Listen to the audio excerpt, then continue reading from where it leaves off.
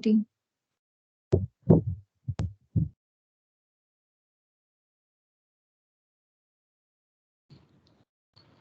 अस्सलाम वालेकुम।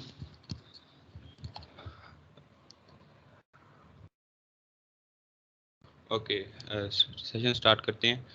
तो सबसे पहले तो मैं अपना इंट्रो दे देता हूँ। मेरा नाम मोहम्मद अहमद है और मैं सीपीटी डिपार्टमेंट से हूँ फ्राम 2K19। हम जावा फारूक मैं ही कंडक्ट करूँगा throughout the whole workshop. हम तकरीबन 8 वर्कशॉप टोटल कंडक्ट करवाएंगे। लेंथ इसकी 1 to 2 आवर हो सकती है।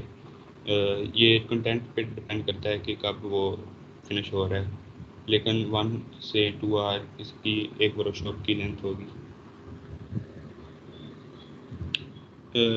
आप में से कुछ होंगे कि C++ तो होगी, लेकिन ऊप भी जावा में ऊप भी पढ़ी होगी, जावा भी पढ़ी होगी। तो कोई है जिसने जावा पहले पढ़ी हुई है? अपना हैंड रेज करें।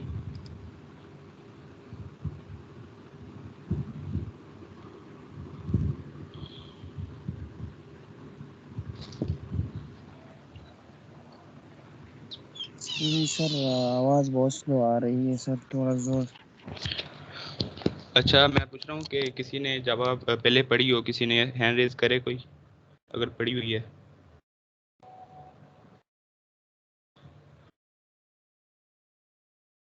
किसी ने है कोई? अच्छा, उमर। और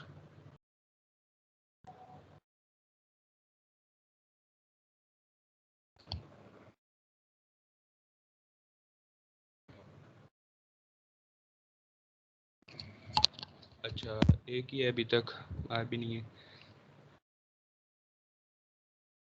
तो इनके लिए है कि जो हमारे सेशन होंगे, अभी पहले तो बेसिक होगा, उसमें हम करवाएंगे इंट्रोडक्शन करवाएंगे और ये कंडीशनल स्टेटमेंट्स होंगी। दूसरे सेशन में हम कंस्ट्रक्टर देखेंगे, मेथड देखेंगे।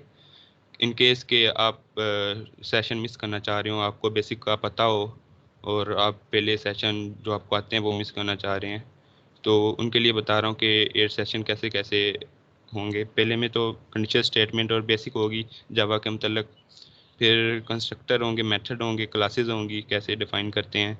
इसके बाद थर्ड में इनहेरिटेंस और इंटरफेसेस होंगे, इनकैप्सुलेशन भी होगी। फिर आएगी पॉलीमॉर्फिज्म फोर्थ में।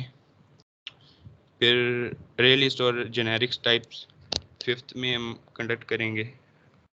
फिर सिक्स्थ में एक्सेप्शन और एरर हैंडलिंग जावा में कैसे करते हैं वो कंडक्ट करेंगे। फिर फाइल हैंडलिंग, रीडिंग राइटिंग कैसे करते हैं फाइल को जावा में वो। फिर एट में हम स्विंग फ्रेमवर्क है जावा का, उसको देखेंगे।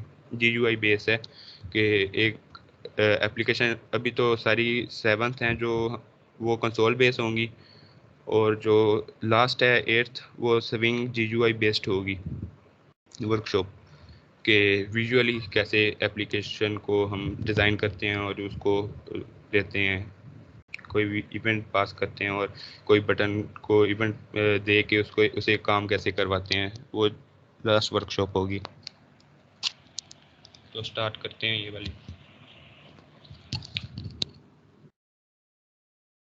व्हाट इज़ जावा? तो जावा एक प्रोग्रामिंग लैंग्वेज है। ये एक एज आ हम यूनिवर्सिटी में भी एज आ ऑब्जेक्ट ओरिएंटेड प्रोग्रामिंग के तौर पे पढ़ते हैं। और ये जो हार्डवेयर सॉफ्टवेयर डेवलपिंग के लिए तो है ही, हम हार्डवेयर की प्रोग्रामिंग के लिए भी इसे यूज़ करते हैं, जैसे एम्बेडेड सिस्टम में हो गया और रोबोटिक्स में इसका काम आता है। और जावा का अपना जावा रन टाइम इन्वायरमेंट होता है, JRE से कहते हैं, हम इसे डिटेल में देखते हैं बाद में। तो ये ये न्यूज़ के मुताबिक 3 बिलियन डिवाइसेस में यूज़ हो रही है। बहुत इसका वसी यूज़ है, क्योंकि ये हमारी डेस्कटॉप एप्लीकेशन में भी यूज़ हो रही होती है। अभी तक जो एंटीवायरस भी बहुत सारे बने हुए हैं इसी पर, और VLC मीडिया प्लेयर भी इसी की जावा की एप्लीकेशन है, और इसमें वेब एप्लीकेशन भी बनती है। और जैसा कि मैं बता चुका हूँ कि हार्डवेयर साइड पे रोबोटिक्स और एम्बेडेड सिस्टम और बैंक जो होते हैं उनमें भी बैंकिंग एप्लीकेशन के लिए भी इस्तेमाल होती है। तो ये जावा की कुछ टर्मिनोलॉजीज़ हैं। पहले आती है JVM, Java virtual machine. Java virtual machine actually virtually computer की सर्विसेज प्रोवाइड कर रही होती है। जैसे इसके नाम से ज़ाहिर है कि वर्चुअल मशीन है, कि जैसे किसी ने C++ पढ़ी होगी तो हम डायरेक्ट रन कर रहे होते हैं कोई भी कोड को अपने डायरेक्ट कंप्यूटर पे, लेकिन जावा में ऐसा नहीं होता। जावा में जावा वर्चुअल मशीन होती है, उस पर कोड रन हो रहा होता है। असल में इसकी हायरार्की ये है कि सबसे पहले जो कोई भी लिखते हैं हम टेक्स्ट, जो हम प्रोग्राम लिखते हैं एज अ टेक्स्ट की फॉर्म में लिखते हैं, टाट जावा फाइल होती है उसकी, तो उसको कन्वर्ट करता है जावा जावा सी, जो जावा कंपाइलर के तौर पे इसे हम जानते हैं। ये JDK का हिस्सा आता है, Java development kit. Java compiler जो हमारा जो प्रोग्राम एज अ प्रोग्रामर हम जो लिखते हैं कोई भी टेक्स्ट के तौर पे प्रोग्राम, वो जावा कंपाइलर के थ्रू कन्वर्ट हो रहा होता है बाइट कोड में। वो एज अ डॉट क्लास एक फाइल होती है बैक एंड पे, वो उधर सेव हो रही होती है। जो हमारी जावा वर्चुअल मशीन है फिर उस बाइट कोड को वो समझती है, और क्योंकि जो हम प्रोग्राम जो लिखते हैं वो नेमोनिक्स होते हैं बनाए हुए पहले से प्री डिफाइंड, तो उसको वो डायरेक्ट जो जावा वर्चुअल मशीन है उसको अंडरस्टैंड नहीं कर सकती, इसलिए वो जावा कंपाइलर उसे पहले बाइट कोड में कन्वर्ट करता है, फिर बाइट कोड को जावा वर्चुअल मशीन उसे हैंडल कर रही होती है।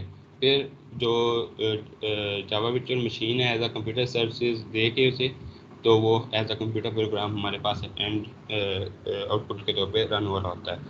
अच्छा, ये इसका बेनिफिट ये है कि हम आगे देखते हैं कि ये जो वर्चुअल मशीन है हम इसकी वजह से लिनक्स, विंडोज़ या कोई भी OS ऑपरेटिंग सिस्टम है, मैक OS, डायरेक्टली उस पर ऑपरेट कर सकते हैं बिना किसी रिस्ट्रिक्शन के वो एज आ सेम कंप्यूटर ले रही होती है। जैसा कि हम पहले फर्स्ट कंप्यूटर में अगर इंस्टॉल करके रन किया है तो वही प्रोग्राम अगर किसी और ऑपरेटिंग सिस्टम में लेके जाएंगे तो वो सेम एज अ कंप्यूटर लेगी कि वही कंप्यूटर है, क्योंकि इसकी वर्चुअली क्रिएटेड इन्वायरमेंट होता है, तो वो सेम इन्वायरमेंट के तौर पे रन हो जाता है।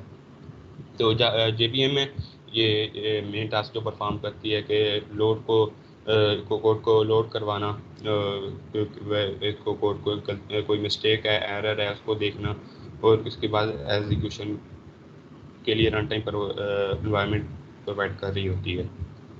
इसके बाद है JRE, जावा रन टाइम इन्वायरमेंट।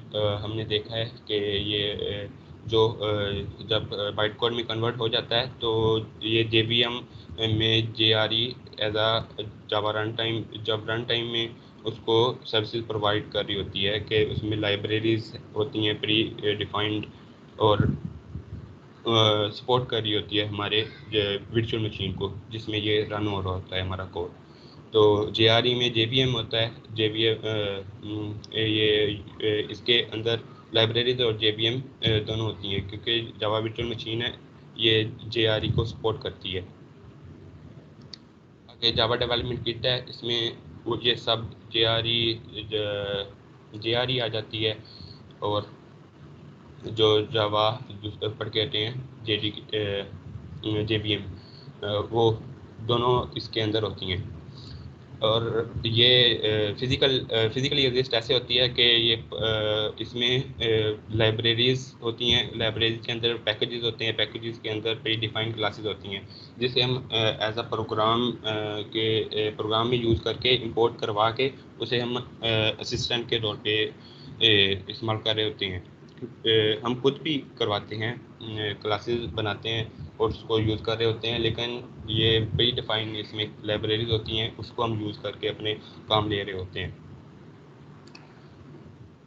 तो ये प्लेटफॉर्म इंडिपेंडेंट जो बता रहा था कि कोई भी जो प्लेटफॉर्म है, ये जावा अकेला जो जावा है JDK, ये इंडिपेंडेंट है, लेकिन जो जावा वर्चुअल मशीन है वो प्लेटफॉर्म जो यानी कि ऑपरेटिंग सिस्टम पे डिपेंड कर रही होती है, क्योंकि जो हमारा प्रोग्राम है जो जावा बाइट कोड में जावा कंपाइलर उसे कन्वर्ट कर देता है, और Java compiler Java virtual machine देखती है और एज आ कंप्यूटर सर्विसेज दे के उसे वर्चुअल मशीन में रन होता है, डायरेक्ट हमारे कंप्यूटर पे रन नहीं होता, इसलिए ये जावा प्लेटफॉर्म इंडिपेंडेंट है। तो बाइट कोड को JVM के देख रही होती है, ये डायग्राम है विजुअली देख, तो ये जो सारे ऑपरेटिंग सिस्टम है विंडोज़, लिनक्स, iOS, मैकओएस, जो भी ऑपरेटिंग सिस्टम हो, तो उस पर ये प्लेटफॉर्म जो इंडिपेंडेंट के तौर पे काम कर रही होती है कि डायरेक्ट उस पर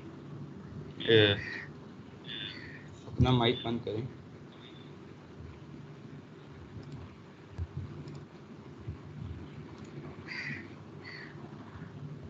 तो जावा वर्चुअल मशीन इसकी वजह से हम कोई भी किसी भी ऑपरेटिंग सिस्टम पे प्लेटफॉर्म इंडिपेंडेंटली हम जावा प्रोग्राम को करवा सकते हैं, रन करवा सकते हैं। तो हम इस सेशन में जो सेशन होंगे, वर्कशॉप होंगी, उसमें एक्लिप्स पे काम करेंगे, IDE पे, इंटीग्रेटेड डेवलपमेंट किट। तो इसके इंस्टॉलेशन के लिए ये हमारी पास सारी चीज़ें होती हैं। एक्लिप्स इंस्टॉल आपको कहा था, उसमें लिंक भी दिया था।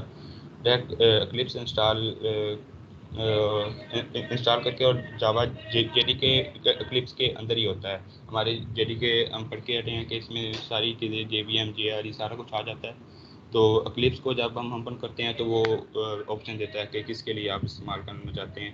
तो हम जब इंस्टॉल करते हैं जावा के लिए, तो वो खुद ही सारी JDK जावा डेवलपमेंट की लाइब्रेरीज इंस्टॉल कर देता है। लेटेस्ट अभी जो चल रहा है वो JDK 16 है। तो शुरू करते हैं कि जावा प्रोग्राम, ये तो होगी जावा के मतलब इंट्रोडक्शन था, बेसिक टर्मिनोलॉजी थी। अब प्रोग्राम कैसे हम करते हैं कंस्ट्रक्ट और उसका स्ट्रक्चर। तो जो ये ऊपर वाली चीज़ें हैं डॉक्यूमेंटेशन, ये डॉक्यूमेंटेशन हम किसी भी प्रोग्राम की डिस्क्रिप्शन होती है कि ये क्या कर रहा है प्रोग्राम। हम एज आ कि हम काफ़ी देर बाद देखें तो उसकी हेडर से पता चल जाए ये किसके लिए यूज़ हो रहा है। ये हमारे प्रोग्राम में रन नहीं हो रहा था, अगर ना भी लिखे तो प्रोग्राम चल जाता है।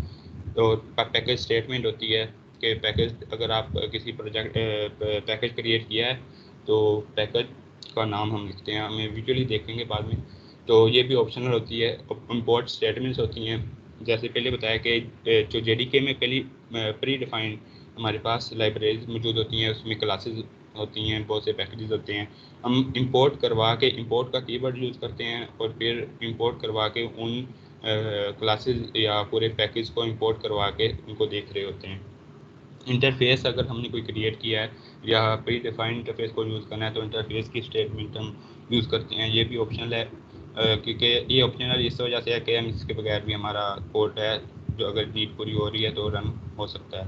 फिर क्लास डेफिनेशन डिफाइन कर उसको क्लास का दे के कीवर्ड दे के जावा अपनी एक क्लास क्रिएट करता है और उसके बाद उसका नेम देते हैं, फिर उसकी डेफिनेशन ब्रेसिस के अंदर स्टार करना शुरू कर देते हैं। मेन मेथड होता है ये इधर जावा आ गया, ये डॉक्यूमेंटेशन आ गई। डॉक्यूमेंटेशन के बाद पैकेजेस आ गए, ये बता दिया है कि इंपोर्ट और पैकेजेस के ये जो पैकेज है ये हम खुद क्रिएट करते हैं, और जो ये लाइब्रेरीज़ हैं ये हम प्री डिफाइन होती हैं वो इंपोर्ट कर लेते हैं ऐसे इंपोर्ट कीवर्ड के ज़रिए। इसके बाद पब्लिक क्लास पार्ट्स, ये हमारी क्लास की हेडिंग है कि पब्लिक हमारा आइडेंटिफायर है कि ये क्लास पब्लिकली एक्सेसिबल है, और क्लास कीवर्ड है हमारा, और जो पार्ट्स लिखा हुआ है इधर वो हमारा मैन्युअली क्रिएटेड नेम है। हम इधर कुछ भी लिख सकते हैं, कोई भी इधर नाम हो सकता है। इसके बाद ब्रेसेस आ जाती हैं, ये क्लास के जो कोई भी मेथड हों, कोई भी ऑब्जेक्ट हों, कोई भी वेरिएबल हों, वो इधर डिफाइन हो रहे होते हैं इसके अंदर ये ब्रेसेस के अंदर। इसके बाद जो मेन मेथड होता है एक क्लास में बहुत सारे मेथड हो सकते हैं, लेकिन जो ये मेन मेथड होता है, कोड हमारा उधर से रन होना स्टार्ट होता है। मेन मेथड हम क्रिएट कर सकते, मेन मेथड पहले ही डिफाइन होता है, इसे हम खुद भी क्रिएट कर सकते हैं, लेकिन अगर दूसरे मेथड हम क्रिएट करेंगे खुद से उसी क्लास के अंदर, हमें उन मेथड को इस मेन मेथड में कॉल करवाना पड़ेगा एग्जीक्यूशन के लिए। अगर हम कॉल नहीं करवाएंगे, इस मेन मेथड की बेसिस में नहीं डालेंगे, तो वो एग्जीक्यूट नहीं होगा, वो एज आ गारबेज यूज़ होगा। अगर एक्सटर्नल कोई भी हम करवाते हैं मेथड के बारे में आगे डिटेल से पढ़ेंगे। और कोई भी स्टेटमेंट को आखिर सेमीकोलन मार्क से एंड किया जाता है। इसके बाद आती है प्रिंट और प्रिंट एलन मेथड। ये जो जावा एपीआई है, एप्लीकेशन प्रोग्रामिंग इंटरफेस, इसमें प्री रिटन क्लासेस हैं, तो उसमें प्रिंट और प्रिंट एलन मेथड हम कोई भी स्पेसिफिक जो स्ट्रिंग है, कोई भी चीज़ है, उसको आउटपुट एज अ आउटपुट करवाने के लिए यूज़ करते हैं। सिस्टम सिस्टम शुरू से जो ये एक पूरी स्टेटमेंट है, इसको कोई ये करवाने के लिए आउटपुट, कोई भी कंसोल पे चीज़ आउटपुट करवाने के लिए ये कोड यूज़ होता है। सिस्टम आउट प्रिंट एलन, आगे ब्रैकेट्स, आगे कोई कोड्स में आपकी स्ट्रिंग होती है, और कंकैटिनेशन बाद में देखते हैं। तो जो सिस्टम डॉट आउट है, सिस्टम इधर एक क्लास है जो प्री डिफाइन है जावा जेडीके में, और डॉट जो आउट है, हम कोई किसी भी क्लास ऑब्जेक्ट को सेपरेट करने के लिए डॉट यूज़ होते हैं, डॉट टर्म। तो सिस्टम एक क्लास है और आउट उसका ऑब्जेक्ट है। उसमें ऑब्जेक्ट के बारे में हम देखेंगे कैसे खुद ये प्री डिफाइंड ऑब्जेक्ट है, हम खुद क्रिएट करते हैं, कैसे ऑब्जेक्ट क्रिएट होते हैं, क्या होते हैं ऑब्जेक्ट। और जो प्रिंट एलन है, ये इसका मेथड है। सही हो गया। सिस्टम एक क्लास है, आउट एक ऑब्जेक्ट है, और प्रिंट एलन उसका मेथड है। किसी को समझ ना आ रही हो अभी तक जो करवाया, समझ आ रही है?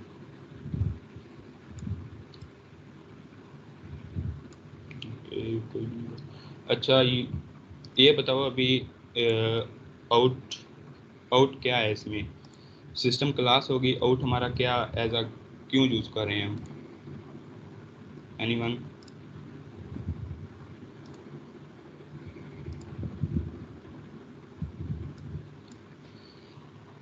कोई तो बताओ, अगर समझ नहीं आ रही है तो बताओ, नहीं आ रही तो फिर बताओ।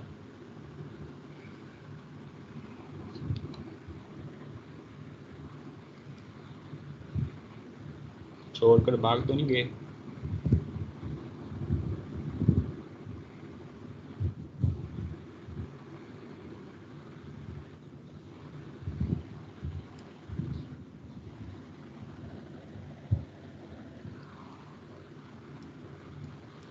अच्छा, हम मैं खुद ही कर लेता हूँ पॉइंट आउट। हमजा सफदर, आप बताएं।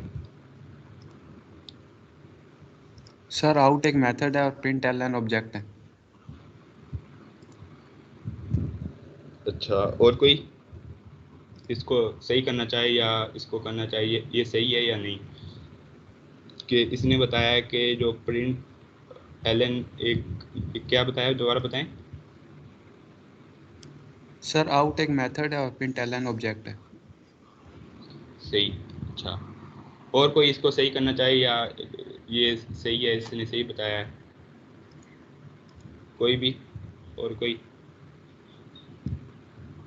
सर ये आउट ऑब्जेक्ट है और प्रिंट एलन मेथड है शायद। सही। और कोई?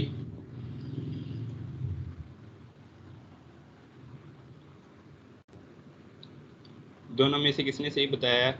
अगर सही बताया है,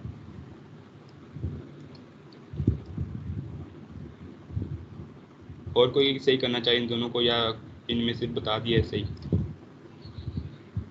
शोएबुल्ला, आप बताएं, आपका क्या ओपिनियन है इसमें?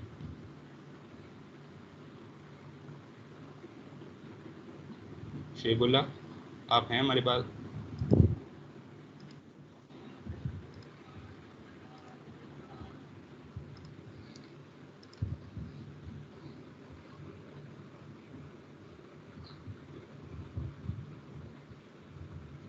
शेबुल्ला, आप हैं हमारे साथ?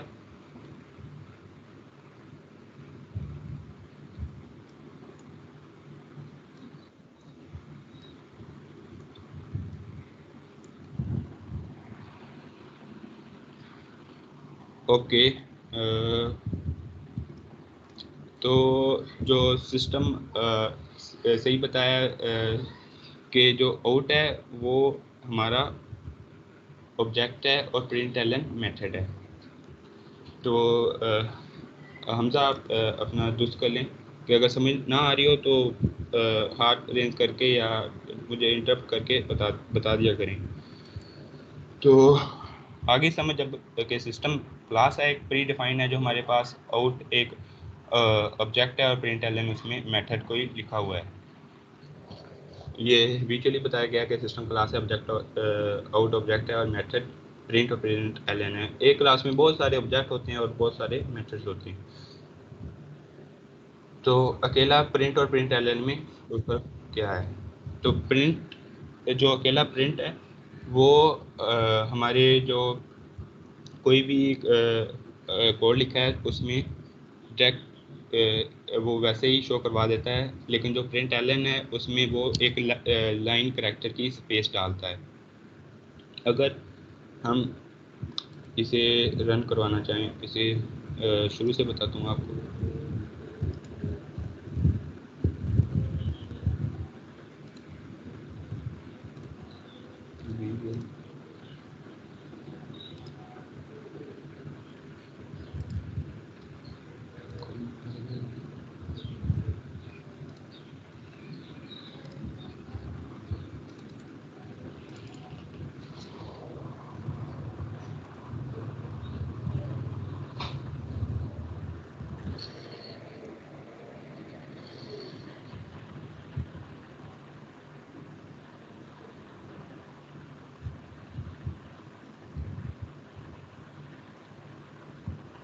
मेरे कंपाइलर की वो नज़र आ रही है, इक्लिप्स आईडी लॉन्चर,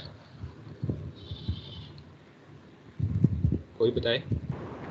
जी नज़र आ रही है। तो सबसे पहले जब आप इंस्टॉल करेंगे, कुछ ने तो देख भी लिया होगा इंस्टॉल करके, इसे रन कोई करवा भी लिया होगा। तो सबसे पहले अगर इंस्टॉल करेंगे तो सबसे पहले आपसे पूछता है कि वर्क स्पेस के लिए कोई फ़ोल्डर आप सिलेक्ट करें। आप ब्राउज़ करते हैं और कोई आप फ़ोल्डर बनाते हैं कोई भी, या डिफ़ॉल्ट एक होती है सी में डायरेक्टरी, उसको वो खुद ही पॉइंट आउट कर देता है। तो इधर मैंने वर्क स्पेस के लिए एक फ़ोल्डर सेलेक्ट किया है, ट्रैक एक फ़ोल्डर बनाया है, उसको सिलेक्ट कर लिया है। फिर लॉन्च करते हैं।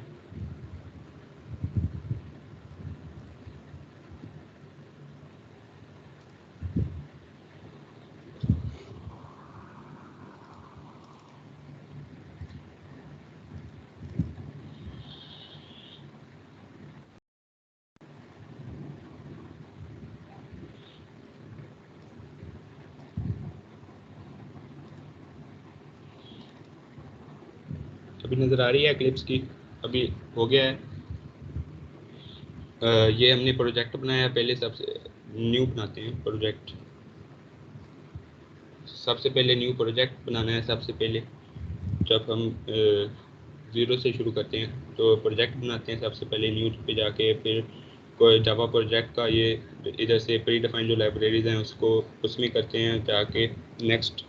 फिर प्रोजेक्ट का कोई भी आप नेम लिखते हैं। प्रोजेक्ट की नेमिंग कन्वेंशंस ये हैं कि इसमें कोई इंस्ट्रक्शन नहीं है, लेकिन जो ट्रेडिशनल मेथड है कि सबसे पहला जो वर्ड होता है वो कैपिटल होता है, फिर जो बाद में होते हैं वो स्मॉल लेटर में लिखे जाते हैं।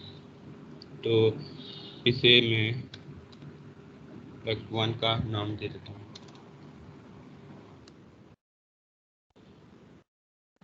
इसके बाद फिनिश करते हैं।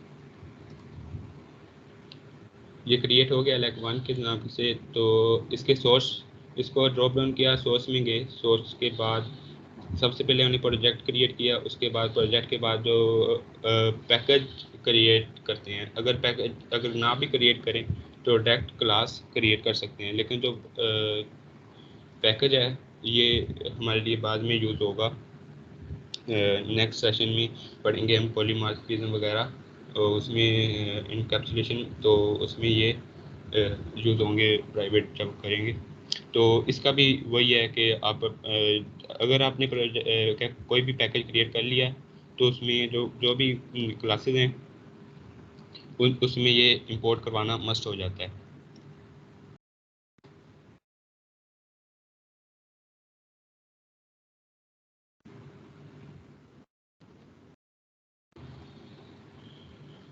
पैकेज क्रिएट कर लिया, उसके बाद क्लास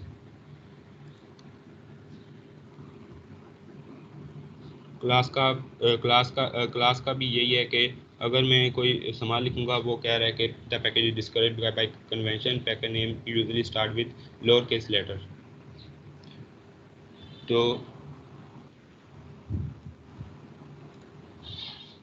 पैकेज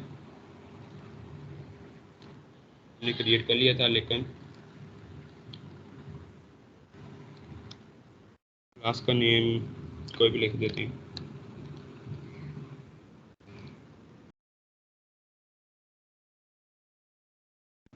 इसके बाद आता है विच मेथड। ये मेथड अगर हम क्लिक कर देंगे तो वो हमारे लिए एक्लिप्स खुद क्रिएट कर देगा। अगर ना भी क्लिक करें तो हम खुद बाद में कर सकते हैं।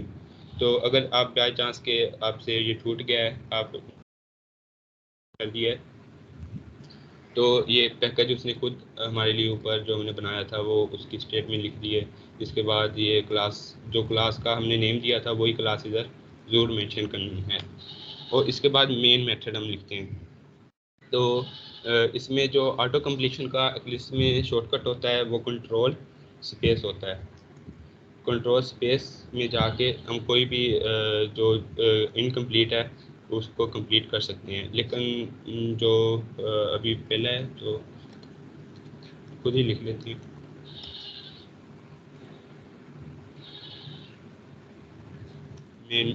बाद में इसका मेन से अगर लिखा जाए ऐसे कंट्रोल स्पेस दबाई जाए तो मेन मेथड वो खुद ही कॉल कर देता है।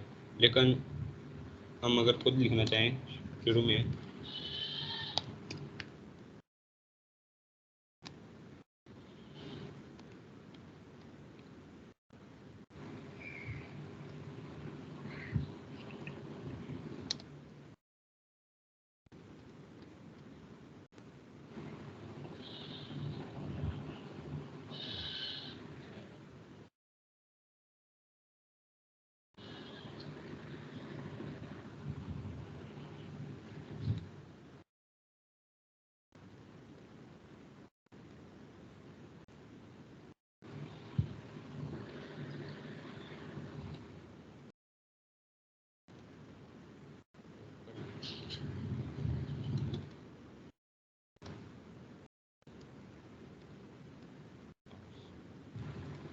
अच्छा ये पब्लिक का भी छोटा हमेशा डालना है। इसके बाद हम जो ब्रेसेस है उसको शुरू करते हैं, और जब ब्रेसेस शुरू किए तो हमने इंटर दबाया तो खुद ये क्लिप्स आईडी हमारे लिए सेकंड जो है वो डाल देता है। तो एक्चुअली हम आए थे कि प्रिंट और प्रिंट एलएन में फ़र्क।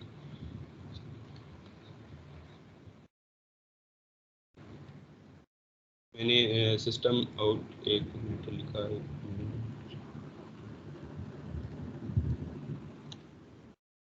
खुद ही लिख लेते हैं। इसका भी जो system out dot print L N हम बहुत कंजक्टिवली यूज़ करते हैं। तो इसका जो शॉर्टकट तरीका है कि सिर्फ आउट लिखें और कंट्रोल स्पेस दबा लें तो क्लिप्स आईडी खुद हमारे लिए कुछ भी कर देता है, उसको ऑटो कम्प्लीशन कर देता है। तो अगर खुद लिखना चाहें तो खुद लिख सकते हैं system dot out dot print L N. तो ये सिस्टम में क्लास है, आउट ऑब्जेक्ट है, प्रिंट मेथड है, ये हमने पढ़ लिया है। इसके बाद ये राउंड ब्रैकेट्स आती हैं, उसके बाद डबल कोटेशन मार्क्स है। इधर जो भी हम लिखेंगे वो वैसे ही आउटपुट कर देगा। जैसे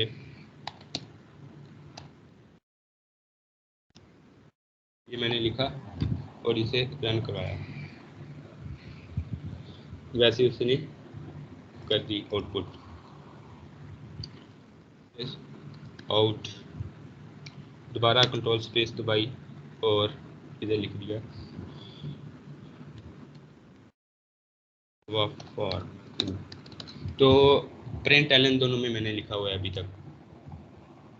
ये नीचे कंसोल नज़र आ रही है। तो दिस इज वर्कशॉप, तो उसने एक स्पेस का फासला दे के तो नीचे ये दूसरी जो लाइन है हमारी उसने नीचे लिखी है ये।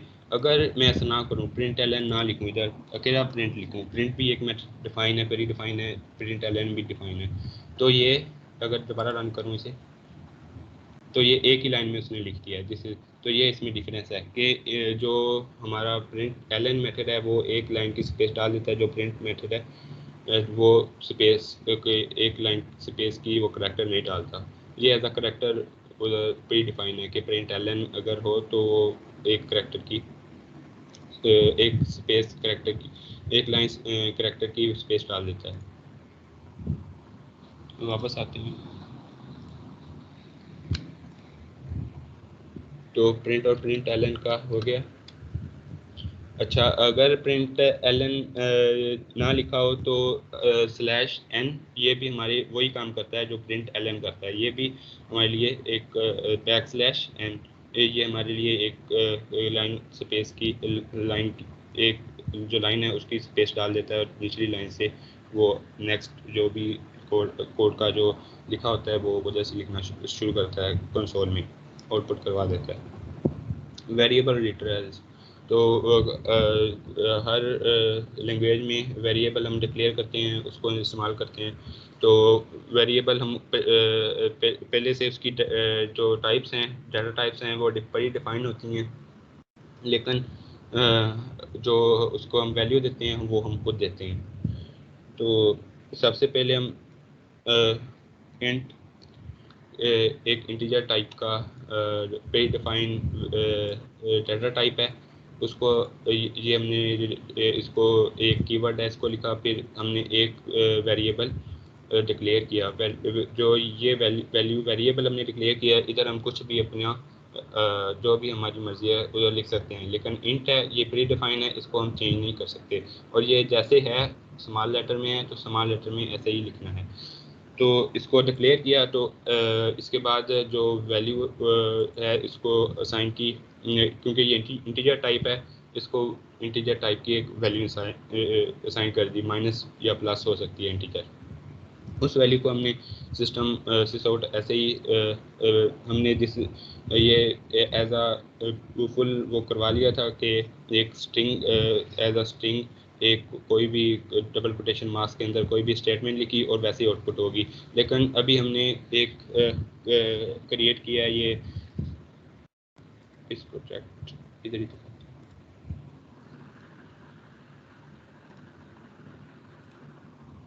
कि हमने कोई भी एक वेरिएबल क्रिएट किया है कोई इंटीजर टाइप का वैल्यू। एक तो वो तरीका है जो मैं दिखा के हूँ, एक ही लाइन में आपने कोड लिखना हो तो डायरेक्ट इधर ही आप उसे वैल्यू भी असाइन कर सकते हैं एक ही लाइन में। तो इसे हम आउटपुट कराने के लिए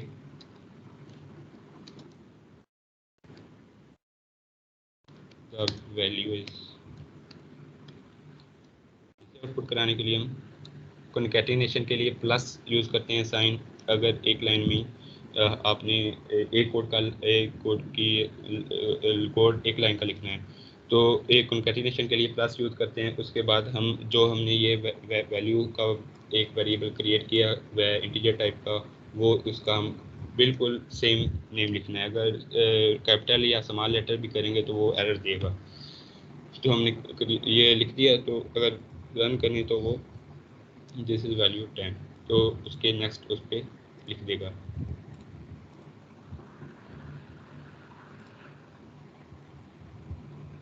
ओके, तो वेरिएबल डिक्लेयर किया हमने, आउटपुट करवा ली। तो data type int data type है, पहले प्री डिफाइन है, इसके बाद ये वेरिएबल हमने डिक्लेयर किया था वो इंटीजर टाइप होल्ड करता है, उसको फिर वैल्यू हमने असाइन की। जब हम कोई भी डिक्लेयर करते हैं तो एक खाली एक इंटीजर उसको value assign space assign storage space assign कर देता है जावा। फिर हम उसको वैल्यू असाइन करते हैं कि उसको क्या वैल्यू देनी है, वो हम खुद लिखते हैं, फिर उसको आउटपुट करवा दिए इधर। प्रिंट से वो एक ही मैंने कॉन्कैटिनेट कर दिया, प्लस से इधर प्लस से उसने प्रिंट लिख के प्रिंट एलन नेक्स्ट लाइन पे लिखा है, ये भी वैसे आउटपुट शो करेगा जैसे हमने अब करवाई है। ये कोड उसने लेंथी लिखा हुआ है कि एक पहले वेरिएबल क्रिएट किया, फिर उसको असाइन किया, फिर उसने एक लाइन पे ये लिखा, फिर उसने वैल्यू आउटपुट करवाई। हमने एक ही लाइन में ये असाइन किया, वेरिएबल भी क्रिएट किया, उसको असाइन भी एक लाइन में कर दिया, फिर उसको आउटपुट भी एक लाइन में कॉन्कैटिनेट करके करवा दिया। ये उसने बाद में display multiple item with plus operator से हमने अभी देखा है कि कैसे कॉन्कैटिनेशन के ज़रिए हम एक ही लाइन से एक स्ट्रिंग टाइप की जो आउटपुट वो भी करवा दी थी, और एक हमने वैल्यू टाइप का इंटीजर है वो भी एक लाइन पे ही लिख के प्लस ऑपरेटर को इस्तेमाल करके एक ही लाइन से उसे आउटपुट करवा दिया। आइडेंटिफायर्स की जो हम ये आइडेंटिफायर वेरिएबल को जो हम खुद नेम देते हैं उसको आइडेंटिफायर्स भी बोलते हैं। तो इसकी नेमिंग इस तरह से देते हैं कि समझ आ सके, बाद में भी अगर हम देखें कोई भी लिख सकते हैं, लेकिन नेमिंग हम इस तरह देते हैं कि कोई भी इसे रीड करे तो उसे आइडिया हो जाए कि किस चीज़ का वेरिएबल है। जैसे नंबर ऑफ कोर्स लिखा है कि ये हमें कोई भी इधर वेरिएबल लिख सकते थे, लेकिन उसने बता दिया कि नंबर ऑफ कोर्स ये इंटीजर टाइप, अब इधर नंबर ऑफ कोर्स होंगी, लेकिन हम कोई भी एक इवन के एक लेटर का भी कोई भी वेरिएबल डिफाइन कर सकते हैं। आइडेंटिफायर्स के जो नेमिंग कन्वेंशन है वो भी ऐसे है कि ए से जी तक कोई भी करैक्टर यूज़ कर सकते हैं, और जो स्पेशल करैक्टर है उसमें सिर्फ अंडरस्कोर यूज़ करते हैं और डॉलर साइन, और अंडरस्कोर डॉलर साइन के अलावा 0 से 9 डिजिट यूज़ करते हैं, लेकिन वो शुरू में यूज़ नहीं कर सकते, बाद में शुरू स्मॉल लेटर से करते हैं, और जो बीच में या आखिर पे हम 0 to 9 लेटर यूज़ कर सकते हैं। और इसके अंदर स्पेस नहीं कोई होती है, अगर स्पेस डालेंगे तो वो एरर दे देगा। कोई जो भी आइडेंटिफायर है वेरिएबल हम डिक्लेयर करते हैं उसमें कोई स्पेस नहीं होती। अंडरस्कोर दे सकते हैं एज आ स्पेस के तौर पे कि वो सेपरेट हो जाए, लेकिन हम उसे कैपिटल कर देते हैं किसी भी लेटर को। जैसे ये नंबर ऑफ कोर्स है, इसको हम सी है तो सी को कैपिटल कर देंगे। ये भी तरीका होता है, इसको अंडरस्कोर करके भी सेपरेट कर सकते हैं, लेकिन हम स्पेस दे के भी इसको सेपरेट नहीं कर सकते, वो एरर दे देगा। तो वेरिएबल क्लास नेम की मैंने बता दिया है कि वेरिएबल इन दोनों में नेमिंग कन्वेंशन में सबसे बिग डिफरेंस यही है कि जो ये वेरिएबल है ये स्मॉल लेटर से शुरू होता है, और जो प्रीसीडिंग लेटर्स हैं उसको हम कैपिटलाइज कर सकते हैं कोई भी। ये आगे नंबर ऑफ सी है कोज है तो उसने सी कैपिटलाइज कर दिया उसको सेपरेट करने के लिए। लेकिन जो क्लास की नेमिंग कन्वेंशन है उसमें हम जो सबसे फर्स्ट लेटर है वो कैपिटलाइज रखते हैं, उसके बाद वैसे ही जो वेरिएबल का हम करते हैं कि कैपिटलाइज कर सकते हैं नेक्स्ट प्रीसीडिंग लेटर्स को। प्रिमिटिव डाटा टाइप, तो डाटा टाइप्स प्री डिफाइन है जो इंटीजर टाइप्स हैं, बाइट हैं, शॉर्ट है, इंट है, लॉन्ग है। ये डाटा टाइप्स डिफरेंस इस लिहाज से होती हैं कि इसको मेमोरी में हमारी कंप्यूटर मेमोरी में एक खास स्टोरेज डिफाइन ऑलरेडी डिफाइन ये कर देती हैं। हम कोई भी अभी इंटीजर वैल्यू टाइप का कोई वेरिएबल डिक्लेयर किया था तो इंटीजर ने एक 4 बाइट्स की उसको स्टोरेज एलोकेट कर दी। उसके बाद हमने उसमें एक ये वैल्यू में 10 वैल्यू दी थी, तो उसने 4 बाइट की उसने कर दी स्टोरेज एलोकेट। उसके बाद उस 4 बाइट्स में ये हमारा वेरिएबल की वैल्यू उसने ये 10 बाद में उस 4 बाइट्स में कर दी। 4 बाइट्स बहुत ज़्यादा होती है, हम बहुत ज़्यादा लंबा वो इंटीजर ले सकते हैं प्लस माइनस या प्लस में। और बाइट सबसे छोटा प्रिमिटिव डाटा टाइप्स है, और शॉर्ट उससे बड़ा है। इंट की जो एक शॉर्ट फॉर्म होती है, एक लॉन्ग जो शॉर्ट होती है वो 2 बाइट्स की होती है, उसको निस्बतन कम उसकी लेंथ होती है, 2 बाइट्स की होती है छोटा डिजिट हम पुट करते हैं। हम ज़्यादातर जो हमारी डेली लाइफ में हम प्रोग्राम में यूज़ करते हैं वो इंट और डबल का इस्तेमाल करते हैं। डबल की जो स्मॉल टाइप होती है वो फ्लोट होती है, वो भी 4 बाइट की होती है। और फ्लोट को हम अगर कोई डेसिमल में लिखना हो और इंटीजर तो हम फ्लोट या डबल इस्तेमाल करते हैं। तो अगर फ्लोट को डिफाइन करना हो तो उसके आखिर में एफ ज़रूर डाल लें। अभी कोई एक फ्लोट टाइप का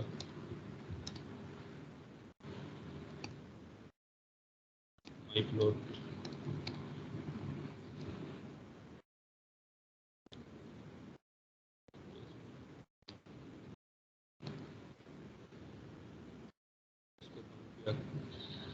अभी भी एरर वो दे रहा है, हालांकि मैंने बिल्कुल वो सही कर दिया पॉइंट में की, लेकिन इसमें हम एफ इसके आखिर पे ज़रूर डालते हैं कि ये इंडिकेट करता है कि फ्लोट टाइप है। ये कोई भी हमने रकम लिखी उसके आखिर पे एफ ज़रूर लिखना है फ्लोट टाइप में। हम ये यूज़ नहीं करते, ज़्यादातर हम डबल यूज़ करते हैं। इसको सिस आउट करवा लेते हैं। सिस्टम कंट्रोल स्पेस दोबारा बता देता हूँ कि इसकी शॉर्टकट की है, इसके अंदर माई फ्लोट।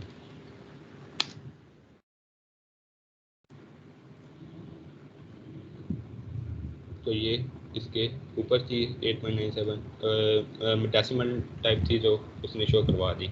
एफ ये फ्लोट को शो कर रहा है इधर। अच्छा, समझ आ रही है सबको? अभी तक कोई समझ ना आया हो?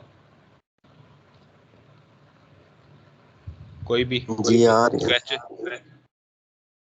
क्वेश्चन हो कोई? आ रही है?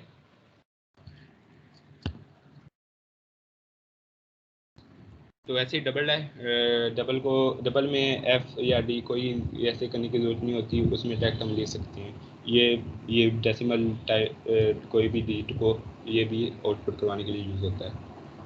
ये इसकी विजुअल है कि बाइट सबसे छोटा होता है और सबसे जो बड़ी स्पेस जो स्टोरेज एलोकेट होती है वो डबल की होती है। इंटीजर डाटा टाइप्स हैं, उसने इसे फिर अलग करके एक समझाया हुआ है कि कैसे एक जो बाइट, शॉर्ट, इंट और लॉन्ग, ये हमने देख लिया है कि इंटीजर कैसे हम वैल्यूज में असाइन करते हैं। सेम उसी तरीके से हम बाइट को करते हैं, उसी तरीके से हम शॉर्ट को करते हैं। शॉर्ट भी एक डाटा टाइप है वैसी, इसको भी हम देख लेते हैं।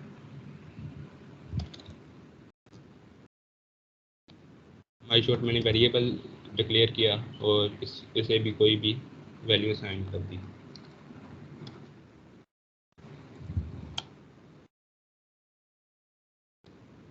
इसको भी मैं आउटपुट करवाने के लिए माई शॉर्ट किया था मैंने, वेरिएबल का नेम,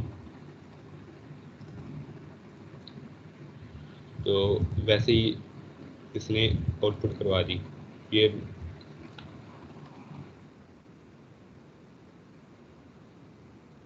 मैंने इधर माई शॉर्ट का एक वेरिएबल डिक्लेयर किया, उसे वैल्यू असाइन की और इधर आउटपुट करवाई और इसने इधर कर दी। इसमें ज़्यादातर मैंने बोला पहले कि हम ज़्यादातर इंट और डबल जो डाटा टाइप हैं ये यूज़ करते हैं। अच्छा, तो नेक्स्ट है स्ट्रिंग क्लास। अच्छा, जो ये हमने पढ़ी हैं ये सब, ये डाटा टाइप्स ये थे हमारे प्री डिफाइंड थे। ये इंटीजर, फ्लोट जो भी थे, शॉर्ट हो गए, बाइट, ये pre defined integer data types है। लेकिन जो स्ट्रिंग है ये प्रीमिटिव डाटा टाइप्स नहीं है, ये एज अ क्लास डिफाइन है हमारी जावा लाइब्रेरीज में, पहले से जेडीके में एज अ क्लास डिफाइन है। तो स्ट्रिंग में इसमें बहुत सारे मेथड्स हैं, बहुत सारे इसमें ऑब्जेक्ट्स हैं। तो इसको डिक्लेयर करने का वही तरीका है कि C++ में आपको शायद जिसने पढ़ी है कि स्ट्रिंग को एक डबल डिक्लेयर करना है, तो उसके बाद डबल कोटेशन मार्क्स डालने हैं, उसके अंदर अपना वेरिएबल कोई भी उसको दे देना है और जो हम करवाना चाह रहे हैं उसको आउटपुट करवा लेना है फिर सिसआउट के ज़रिए। एक्चुअली जो स्ट्रिंग नेम हमने अभी किया है, तो ये उस तरह नहीं होता। ये जो स्ट्रिंग नेम है, नेम एक एड्रेस है, वो स्ट्रिंग जो क्लास है वो कोई भी ये वेरिएबल है, इसको पहले सबसे पहले एक एड्रेस मेमोरी में कोई एड्रेस एलोकेट कर देती है। इसके बाद हम जब भी कोई उसको करते हैं, किसी भी कोटेशन मार्क्स के अंदर किसी भी स्ट्रिंग टाइप लिखते हैं, तो उसको वो बाद में एड्रेस उसका एक्चुअली एड्रेस होता है, एक्चुअली वो स्ट्रिंग उसके इक्वल नहीं होती। हम ये इधर ट्रैक लिखा है, तो इधर जो ट्रैक होगी वो नेम का जो एड्रेस है उसकी उस जो एड्रेस में जो स्टोर होगा वो ट्रैक का कोई भी एक स्ट्रिंग टाइप स्टोर होगी। लेकिन जो नेम है वो ट्रैक के इक्वल नहीं होता। नेम में सिर्फ एक एड्रेस स्टोर होता है, मेमोरी में कोई भी एड्रेस होता है वो स्टोर होता है। लेकिन एड्रेस की जो होती है, एड्रेस की नेम होता है वो ट्रैक के वो जो अभी हमने डिक्लेयर किया होता है उसके इक्वल होता है। जो जिधर स्टोर होता है तो वो एड्रेस को आउटपुट करते हैं, तो वो उस एड्रेस पे जो भी हमने लिखा हो वो आउटपुट कर देता है। तो ऐसे ही है कि जो नेम वेरिएबल है उसमें एड्रेस ऑफ स्ट्रिंग ऑब्जेक्ट होता है, और जो स्ट्रिंग ऑब्जेक्ट है हमारा उस पर हमारा वो पड़ा हुआ होता है, हमारा जो भी स्ट्रिंग है वो की है हमने वो पड़ी हुई होती है। स्ट्रिंग क्लास है। इसके बाद दोबारा इसको हम कर देते हैं। ये भी वैसे भी कर सकते हैं, डबल स्लैश से एक को कोड को कमेंट कर सकते हैं, और ये भी कन्वेंशन है कि एक स्लैश और स्टार्ट में और आखिर में डाल के हम उसको कमेंट कर सकते हैं। अभी ये कोड रन नहीं होगा। तो स्ट्रिंग टाइप, अच्छा जो भी मैंने बताया था कि जो वेरिएबल और क्लास में फ़र्क ये है कि जो भी हम नेम लिखते हैं तो सबसे फर्स्ट लेटर है वो कैपिटलाइज होता है। तो सबसे पहला लेटर जो प्री डिफाइंड क्लासेस हैं उसमें भी जावा में ऐसे ही है कि सबसे फर्स्ट जो लेटर है वो कैपिटलाइज है, उसके जो प्रीसीडिंग जो लेटर हैं वो स्मॉल ही हैं। तो इसमें स्ट्रिंग नेम का ही मैंने वेरिएबल डिक्लेयर कर दिया। इसको इधर तक तो देख लिया था कि इंट भी कि इंट का एक इंटीजर टाइप का था, उसको वैल्यू का एक वेरिएबल किया। ऐसे इधर किया कि स्ट्रिंग एक क्लास है, उसको स्ट्रिंग नेम का एक वेरिएबल डिक्लेयर किया। इसके आगे हमने डायरेक्ट इधर कोई भी वैल्यू इंटर कर देते थे, लेकिन इधर हमने एक डबल कोटेशन मार्क्स डालनी है। एक बार क्लिक करेंगे वो खुद ही क्लिक्स हमारे लिए वो दोनों डाल देगा। इसमें कुछ भी लिख सकते हैं।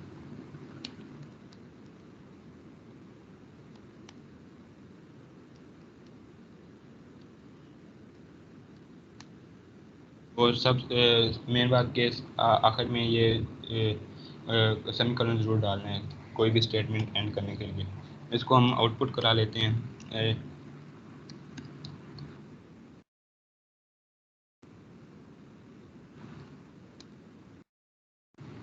स्ट्रिंग का नाम ये दिया था स्ट्रिंग, वैसे ही हमने इसको जैसे हमने ये माई शॉर्ट इसका वेरिएबल क्रिएट किया और फिर माई शॉर्ट को इधर लिख दिया, ऐसे ही हमने स्ट्रिंग एक क्लास थी उसका स्ट्रिंग वेरिएबल क्रिएट किया। वेरिएबल कोई भी आप नेम दे सकते हैं, कोई भी इधर हो सकता है। मैंने स्ट्रिंग ही लिख दिया डायरेक्ट। वेरिएबल हमने देखा था कि वेरिएबल का जो स्टार्ट होता है वो स्मॉल लेटर से होता है, और जो ये क्लास है जो स्ट्रिंग ये इसका हमने कैपिटलाइज लेटर से इसे स्टार्ट किया है। तो ये स्ट्रिंग वेरिएबल था, इसको इधर सिस्टम आउट में डाला तो इधर रन करते हैं तो वैसे ये आउटपुट दे देगा, दिस इज़ द स्ट्रिंग। तो ऐसे ही से जैसे हमने उसको कंकैटिनेट किया था, बहुत सारी उसको लिख के हम कंकैटिनेट कर सकते हैं। हमने को लिखी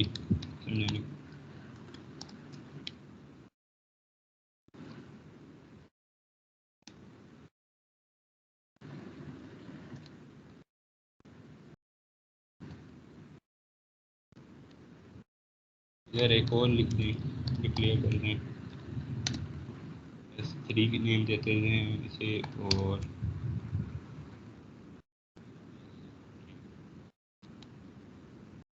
देते हैं।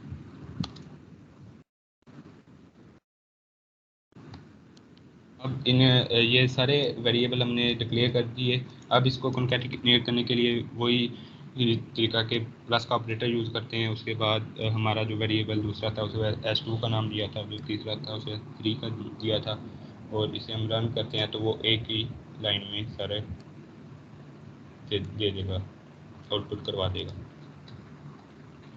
स्ट्रिंग के बहुत सारे, जैसे बताया था कि क्लास है उसमें बहुत सारे मेथड्स होते हैं, तो उसमें प्री डिफाइंड मेथड हैं। तो सबसे पहला मेथड है, कुछ बता देता हूँ इधर, कि एक मेथड है चार ऐट। तो चार भी एक डेटा टाइप होती है, चार हमने पढ़ी नहीं है। उसमें एक करैक्टर हम कर सकते हैं, स्टोर कर सकते हैं। तो चार ऐट एक मेथड है, तो हम इधर करवाना चाह रहे हैं उसको, कोई भी उसको ऐसे ही के चार डिक्लेयर किया। उसके बाद हमने कोई स्ट्रिंग उसको असाइन की कोई भी, और उसके बाद हमने कोई कहते हैं कि हमें पूरी फुल स्ट्रिंग नहीं चाहिए, हमें जो पोजीशन नंबर 2 है उस पर कोई भी लेटर है हमें वो सिर्फ चाहिए। जैसा कि इस एग्जांपल में अर्नोल्ड लिखा हुआ है, तो हमने इधर 2 पुट किया तो वो हमें सिर्फ n आउटपुट कर देगा, क्योंकि ये जो भी हमारे देखेंगे कि प्रोग्रामिंग में 1 से स्टार्ट नहीं होता है कोई भी, ये जो नंबरिंग है वो 0 से स्टार्ट होती है, 0 1 2 3। तो 2 नंबर n पे आता है तो वो n को आउटपुट कर देगा। तो देखते हैं अभी, इधर डिक्लेयर करते हैं चार टाइप का एक वेरिएबल।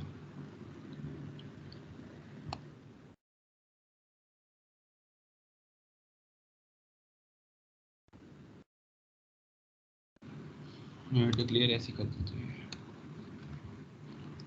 इसके बाद हमने किया था माई चार, डिक्लेयर किया था, इसको हम वैल्यू असाइन करते हैं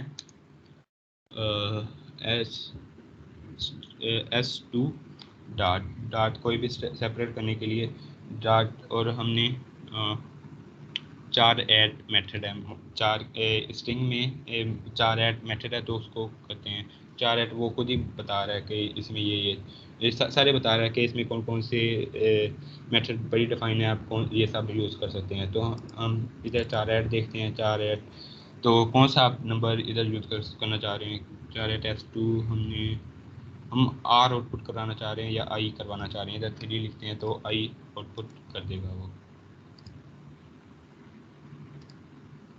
तो इसे क्लोज जरूर करना है। तो इसे हमने आउटपुट कराया नहीं।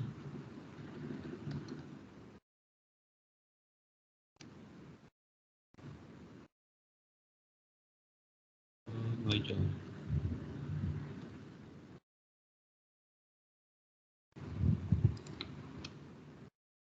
ओ इसने आई करवा दिया आउटपुट। हमने ये एस माई चार टाइप का एक वेरिएबल क्रिएट किया, उसका नाम माई चार लिखा, और उसके बाद हमने ये स्टेटमेंट स्ट्रिंग ये वाली पे प्री डिफाइन थी, हमने उसको वैसे रहने दिया। उसके बाद हमने इस माई चार को इस S2 लिखा, उसके बाद S2 ये स्ट्रिंग का वेरिएबल का हमने नेम रखा था खुद। S2 डॉट के बाद हमने एक मेथड नेम डाला जो प्री डिफाइन है चार ऐट। उसके बाद क्लोज ब्रैकेट में वो एक कोई भी न्यूमेरिक डिजिट डाला कि इस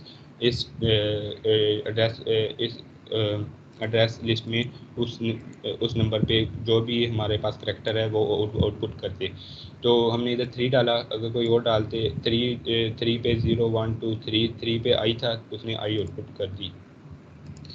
इस तरह आगे भी और भी मेथड है, लेंथ है, तो वो अगर हम लेंथ ऐसे अगर इधर हम S2 डॉट लेंथ डालेंगे तो वो बता देगा कि इस पूरी स्ट्रिंग में कितने करैक्टर हैं।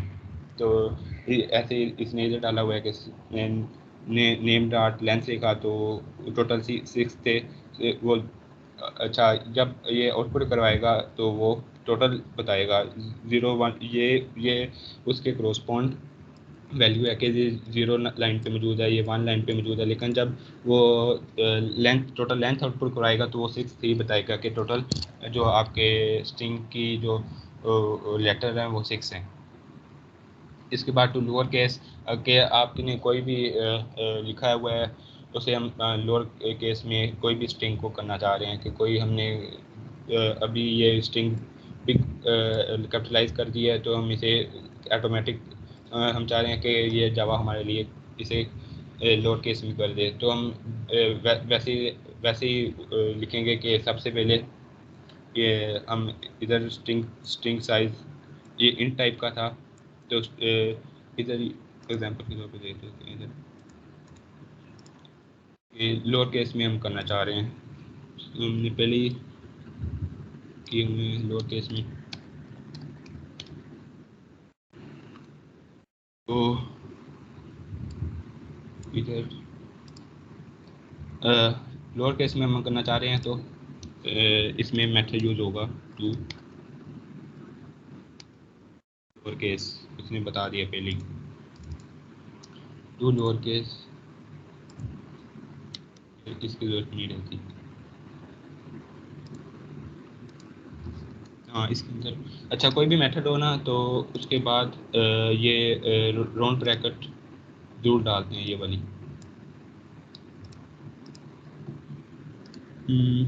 अभी क्या कह रहे हैं, अच्छा हाँ इधर था जो वो स्ट्रिंग ये हमने 4 टाइप का लिया हुआ है, लेकिन जो हमने जो क्रिएट करनी है इधर भी स्ट्रिंग टाइप का वो उसने क्रिएट किया हुआ है। इधर भी स्ट्रिंग टाइप का डायरेक्ट हमने क्रिएट कर लेना है। इधर हमने 4 टाइप की हुई है क्रिएट। हम इसे ना भी चढ़ें, इधर हम डायरेक्ट एक वेरिएबल क्रिएट कर लेंगे क्योंकि आउटपुट हम स्ट्रिंग करवा रहे हैं और वेरिएबल हमारा 4 टाइप है। तो इधर हम कोई भी स्ट्रिंग का नेम लिख देते हैं।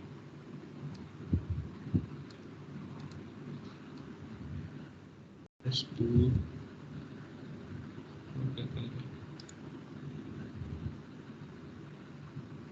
S3 को अच्छा S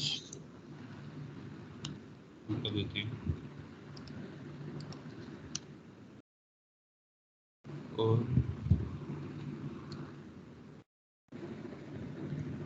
सेम हमने किया था, इधर हम फिर S कर देते हैं। यह है कि स्ट्रिंग टाइप का एक हमने स्ट्रिंग क्लास है, उसके बाद हमने एक वेरिएबल कोई भी नेम लिख सकते हैं इसका, हमने उसे S रख दिया और ये हमारी स्ट्रिंग थी, उसको S2 का नाम दिया हुआ था वेरिएबल को। तो S2 डॉट इधर मेथड है, तो मेथड के आगे हमने ये 2 ब्रैकेट ज़रूर डालनी है। कोई भी मेथड हो ये कन्वेंशन है कि इसके आगे ये ब्रैकेट ज़रूर डालनी है। तो अभी ये लोअर हालांकि ये हमारे पास था अपर केस में, ये सारे स्ट्रिंग 2 मैंने लिखा हुआ था, लेकिन उसने लोअर केस में अभी आउटपुट करवा दी। ऐसे ही अपर केस है कि अगर कोई लोअर केस में लिखा हो तो वो खुद ही टू अपर केस हम करेंगे तो वो खुद ही उसी को हम उधर जाके टू अपर केस करेंगे, वो खुद ही कर देगा उसे, जो लोअर केस है उसको आउटपुट शो करवा देगा कैपिटलाइज लेटर में। फिर हम ये कीबोर्ड से आउटपुट लेना सीखते हैं कि आउटपुट हमने डायरेक्ट आउटपुट तो करवा लिए कि कोई भी हमने सिस्ट आउट किया, कोई भी लेटर स्ट्रिंग आउट वो होगी आउटपुट। अब हम लेना चाह रहे हैं यूज़र से डाटा के कोई भी यूज़र हो तो वो खुद इंटर करे तो वो उसको शो हो कि डाटा ले, कीबोर्ड से डाटा ले, हम खुद इंटर करें कि कोई भी एक इंटीजर है तो इंटीजर वो हम प्री डिफाइन ना करें, लेकिन रन टाइम पे हम यूज़र से लें। कोई भी स्ट्रिंग है, इंटीजर है, कोई भी चीज़ हो तो उसके लिए हम स्कैनर क्लास यूज़ करते हैं। तो स्कैनर क्लास अकेला एक सिस्टम जो ऑब्जेक्ट है हमारे पास जो यूज़ होता है रीड करवाने के लिए कीबोर्ड से कोई भी हमारे पास वैल्यू है उसको रीड करवाने के लिए सिस्टम इन यूज़ होता है, लेकिन वो हमारे पास input as a byte value में लेता है। तो इसके लिए हम स्कैनर क्लास यूज़ करते हैं इसकी कंजक्शन में। स्कैनर क्लास है उसका एक ऑब्जेक्ट जो सिस्टम इन है उसको हम यूज़ करते हैं कंजक्शन में के उसको रिजोल्व करने के लिए कि एज अ बाइट वैल्यू ना ले, जो फुल है हमारे पास जो भी चीज़ है उसे फुल आउटपुट कर दे। तो इसका ये एक फुल ऑब्जेक्ट बनाया हुआ है कि एक स्कैनर एक प्री डिफाइंड क्लास है। उसके बाद ये वेरिएबल है, इसका नाम कोई भी लिख सकते हैं, जरा मैंने कीवर्ड लिखा हुआ है। फिर न्यू का कीवर्ड हम यूज़ करते हैं कोई भी न्यू एक ऑब्जेक्ट बनाने के लिए। ये हम एक्चुअली एक टोटल सारा ऑब्जेक्ट बना रहे हैं किसी भी चीज़ का। तो स्कैनर एक क्लास है, उसके बाद कीबोर्ड एक वेरिएबल नाम लिखा, उसके बाद उसके असाइन किया कीबोर्ड को वैसे ही असाइन किया। न्यू एक कीवर्ड है, न्यू एक अलहदा ऑब्जेक्ट डिक्लेयर करने के लिए क्रिएट करने के लिए स्कैनर। उसके अंदर एक मेथड है, जो क्लास होती है उसका जो डिफ़ॉल्ट मेथड होता है उसी नेम का उसे कंस्ट्रक्टर कहते हैं, वो इधर लिखते हैं।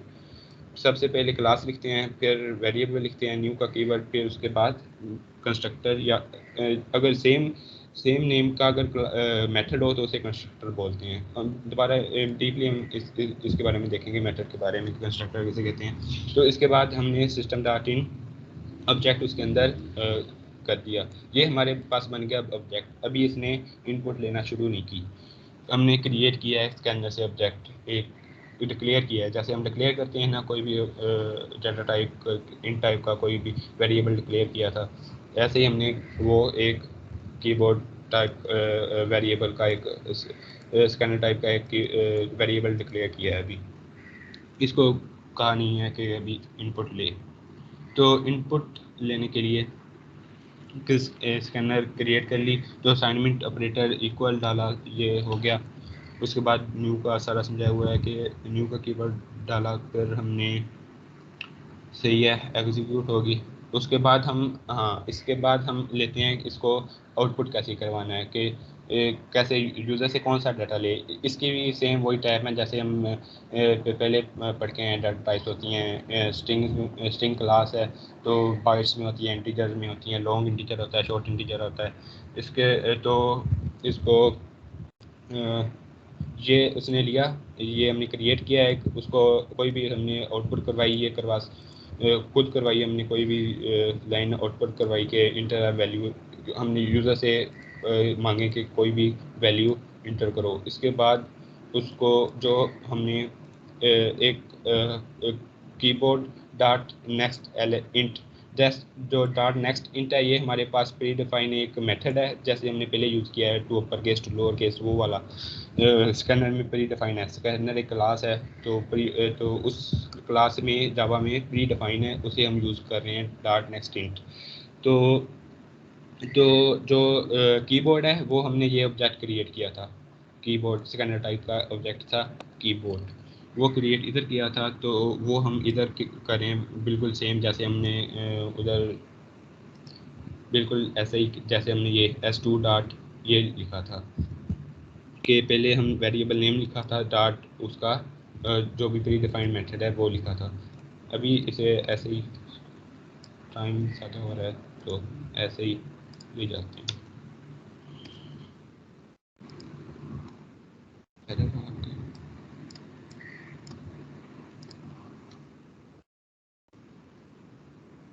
ओके, तो मेन चीज़ ये है कि जो हमने करनी है स्ट्रिंग के लिए, ये बाद में आते हैं कि इंपोर्ट करवानी है। ये हमने क्लास इंपोर्ट स्टेटमेंट, जो कि हमारे पास हम क्लास तो यूज़ कर रहे हैं कि हम ये क्लास तो यूज़ कर रहे हैं स्कैनर, लेकिन हमने हमारे जो करंट जो क्लास है जो हमने बनाई हुई है ट्यूटोरियल 1, उसको पता नहीं है ये है क्या चीज़, स्कैनर है क्या चीज़।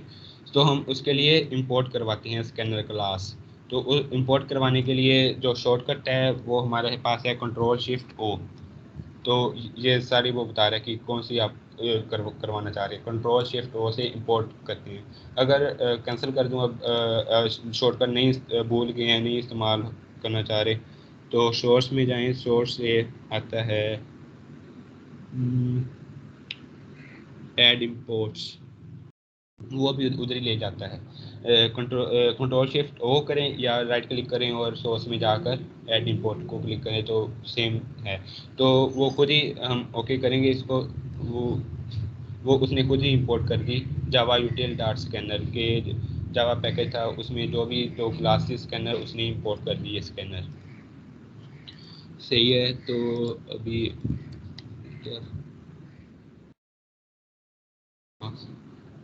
सही है, तो स्कैनर हमने इंपोर्ट करवा ली, एक क्लास थी। उसके बाद हमने आउट किया कि वो इधर लिख देता हूँ कि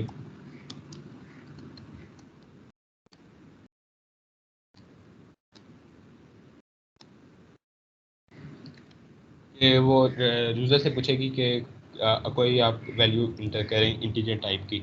तो उसके बाद हमने number dot next keyboard dot S int, next जो इंट है वो हमारे पास प्री डिफाइंड मेथड है जो मैंने पहले बता दिया। तो अभी ये जो है इतना सा कोड हमारे पास लिखा है, ये सिर्फ ये कर रहा है कि हमने एक क्रिएट किया था स्कैनर ऑब्जेक्ट का कीबोर्ड क्लियर किया था, तो हमारे पास पूछेगा कि इंटीजर वैल्यू ये पूछेगा, उसके बाद इंटर करवा देगा, लेकिन हमें पता नहीं चलेगा कि हमने क्या इंटर किया है। तो उसके लिए हम ये अलहदा कोड लिख देते हैं सिस्टम के यू इंटर्ड कंकैटिनेट कर देते हैं, और जो नंबर हमने किया था तो नंबर कह देते हैं इधर। तो अब हम वो पूछेगा कि इंटीजर वैल्यू हम इंटर करेंगे तो वो दोबारा हमें बताएगा कि आपने ये वैल्यू इंटर की है। रन करके देखते हैं। इंटर इंटीजर वैल्यू ये आ रहा है। कोई भी हम इंटीजर वैल्यू करिए इंटर करते हैं तो उसने बता दिया यू इंटर 67। तो ये तरीका था कि हम यूज़र से कोई भी कैसे लेते हैं। अच्छा, अभी हमने लेनी है, ये तो इंटीजर था ना कि इंटीजर कोई हमने इंटर करना था। अभी हमने कोई भी लाइन कोई स्ट्रिंग कोई करनी है कि स्ट्रिंग इनपुट हो तो वो आउटपुट की जाए। तो उसके लिए भी अलग एक मेथड है। जैसे हमने इधर नेक्स्ट इंट लिखा था, तो ऐसे ही उसके लिए एक मेथड है, उसे कहते हैं लाइन। जो एल है उसका वो कैपिटलाइज है, और लाइन है नेक्स्ट लाइन। ओह हाँ, ये हमने नंबर, इसको हम स्ट्रिंग क्रिएट करते हैं एक अलहदा, क्योंकि हमने क्रिएट वो इंट किया हुआ इंट टाइप का।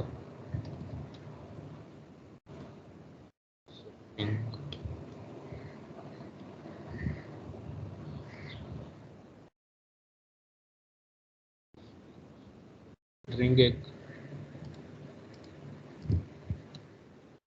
इधर मैंने स्ट्रिंग की और इधर नंबर की जगह हम स्ट्रिंग ही लेते हैं।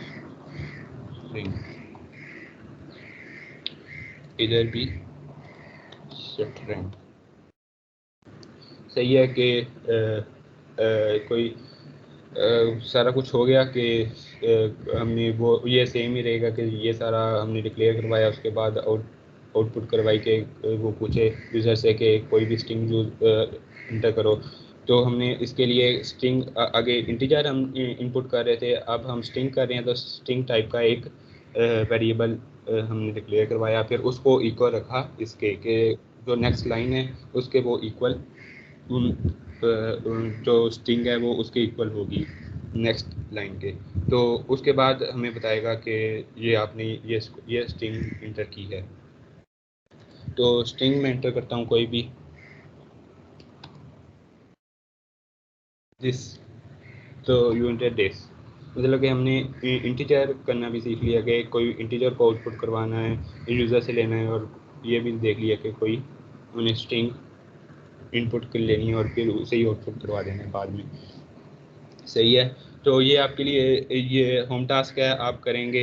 ये आपके साथ मैं शेयर कर दूंगा ये स्लाइड्स के। आप प्रोग्राम लिखेंगे कि उसमें ये वाले वेरिएबल होंगे और ये प्रोग्राम आपका ऐसा होगा कि आपसे पूछेगा, ये यूज़र से पूछेगा कि इसकी वैल्यू क्या है। मतलब कि आपने कोई भी कार किस टाइप की करनी है, कार मॉडल किस टाइप का डाटा टाइप को असाइन करना है, ये वेरिएबल ये किस डाटा टाइप को करनी है, ये आपको पता होना चाहिए। प्राइस इंटीजर टाइप है, ये नेम स्ट्रिंग टाइप है, तो ये आपने करना है। और इसके बाद असाइन करनी है, आप खुद भी असाइन करते हैं और उसके बाद खुद भी असाइन कर सकते हैं, लेकिन आपने इधर से यूज़र से पूछना है कि को क्या क्या नेम है। उसके बाद उसको डिस्प्ले करवा देना है, जैसे मैंने इधर करवाया है कि आपने सारा कुछ स्ट्रिंग लेना है कि स्ट्रिंग कार मॉडल क्या है, कार ओनर क्या है, इंट की जगह इंट लिखना है, इधर लाइन की जगह स्ट्रिंग की जगह लाइन लिखना है, फिर उसे आउटपुट भी करवाना है जैसे इधर करवाया कि यू इंटर दिस। ये आपके लिए होम एक्टिविटी है। अब आ जाते हैं कंडीशनल स्टेटमेंट। कंडीशनल स्टेटमेंट क्या किसके लिए यूज करते हैं हम? तो कंडीशनल स्टेटमेंट ये हम बहुत सारी होती हैं। तो कंडीशनल स्टेटमेंट हम कोई भी हम वैल्यू है, कोई भी स्ट्रिंग है, हम उसको रिपीटेटिवली हम लेना चाह रहे हैं आउटपुट कि ये इतने बार ये आउटपुट कर दे, या फिर हम कहना चाह रहे हैं कि अगर ये चीज़ हो तो ये हमारे पास आउटपुट ना आए, अगर ये चीज़ हो तो ये आउटपुट आ जाए। तो उसके लिए हम ये सारी कंडीशन बनाते हैं। तो कंडीशन के लिए हम बूलियन, ये भी बूलियन डाटा टाइप है, ये यूज़ करते हैं बूलियन डाटा टाइप के लिए। इसे मैं कमेंट कर देता हूँ, लंबा हो गया। बूलियन भी वैसे ही एक डाटा टाइप है जैसे इंटीजर है। बूलियन ये बड़ा है, ये छोटा ही था। एक मिनट,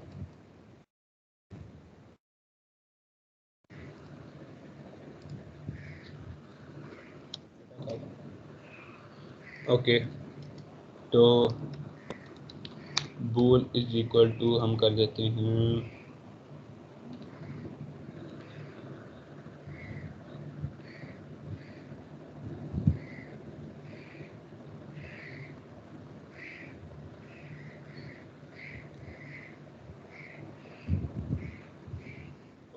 इसको स्पेलिंग होती है। अच्छा, इस बूलियन बूल ने ये किया था कि ये कंडीशन को करता है कि हम इधर लिख देते हैं 9 इक्वल टू 5। ये हमने एक स्टेटमेंट डिक्लेयर कर दी। तो इसको आउट कर देते हैं।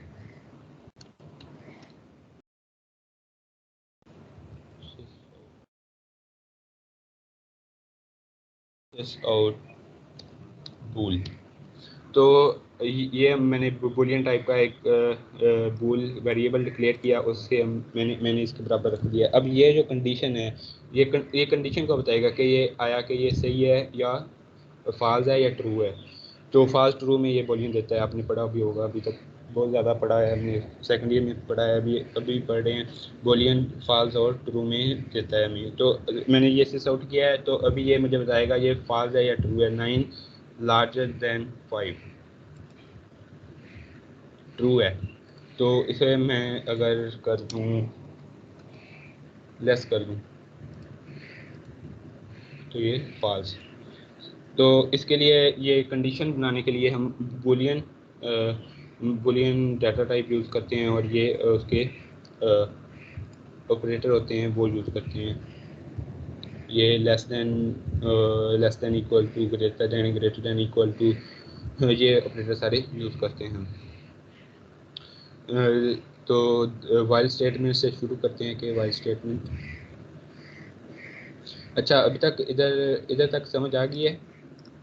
कोई समझ ना आई हो,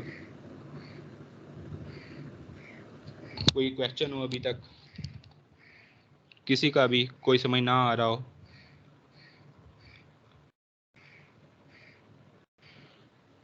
कोई भी? तो समझ आ गई।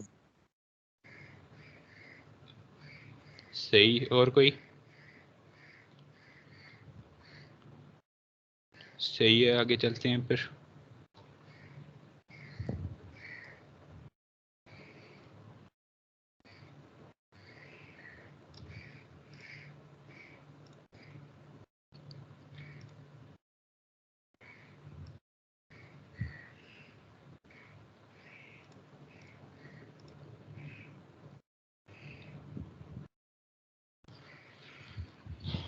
ओके।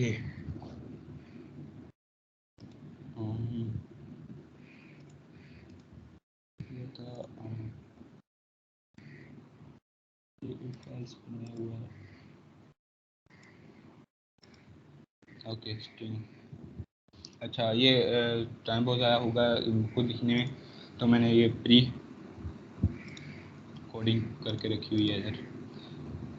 तो पहले सबसे पहले हमने कोई भी ये इंटीजर टाइप का आई को डिक्लेयर किया, 0 के इक्वल किया है। उसके बाद हमने कंडीशन लगाई है, जैसे हम पहले लगा के हटे हैं बूलियन, ये खुद ही ये कंडीशन आती है। ये जो इधर पहले इसकी थ्योरी पढ़ लेते हैं थोड़ी सी, कि जो वाइल है ये कीवर्ड है, रिजर्व है, और कंडीशन वाइल के बाद ये राउंड ब्रैकेट होती हैं, और उसके बाद कंडीशन स्टेटमेंट डालते हैं कोई भी। तो उधर हमने कंडीशन कोई भी डालनी है, कोई भी बुलियन टाइप की कंडीशन हो, ट्रू या फॉल्स, वो करना है। तो ये जो इसकी एग्जीक्यूशन वो इस तरह होती है कि कंडीशन एवेल्युएट करता है वो, अगर वो ट्रू हुई तो स्टेटमेंट वो जो ब्रैकेट के अंदर है, इस ब्रैकेट के अंदर है, तो वो एग्जीक्यूट हो जाएगी। अगर वो फॉल्स है तो वो ये इसको ये जंप करके कोड इसके एंड में चला जाएगा, और नेक्स्ट जो भी अगर है वो आउटपुट कर देगा, नहीं है तो नहीं करेगा। तो इसका ये है कि अगर कंडीशन ट्रू है तो वो ये एग्जीक्यूट करेगा, अगर फॉल्स है तो ये एग्जीक्यूट नहीं करेगा, जंप कर जाएगा। तो इंक्रीमेंट डिक्रीमेंट करते हैं। अच्छा, इन फाइनाइट लूप का भी ना बहुत मसला है। अच्छा, अगर इसको मैं हटा दूँ पहले, ये पॉजिटिव है। अच्छा, इंटीजर मैंने ये किया आई इज इक्वल टू 0, एक सेकेंड तो मिस्टर अहमद, ये जूम इन हो सकता है? ये जो है फॉन्ट बड़ा हो सकता है?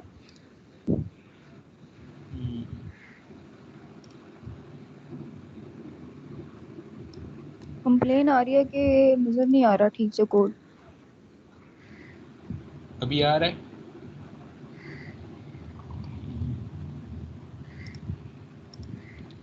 अभी भी छोटा है ब्रो। एक मिनट।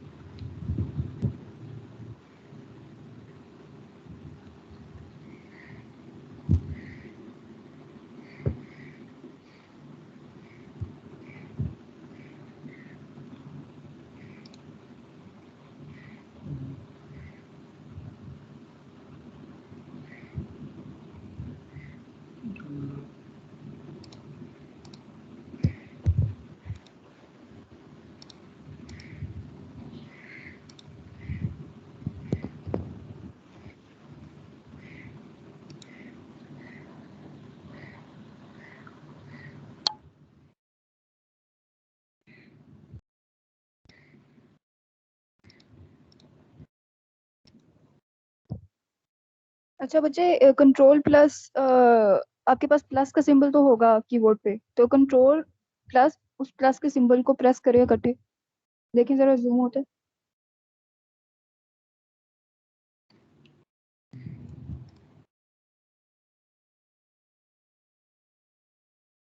उधर पर देता है, नहीं हो रहा।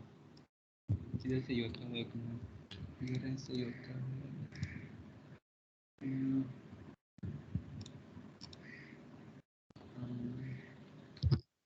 इधर से होता है।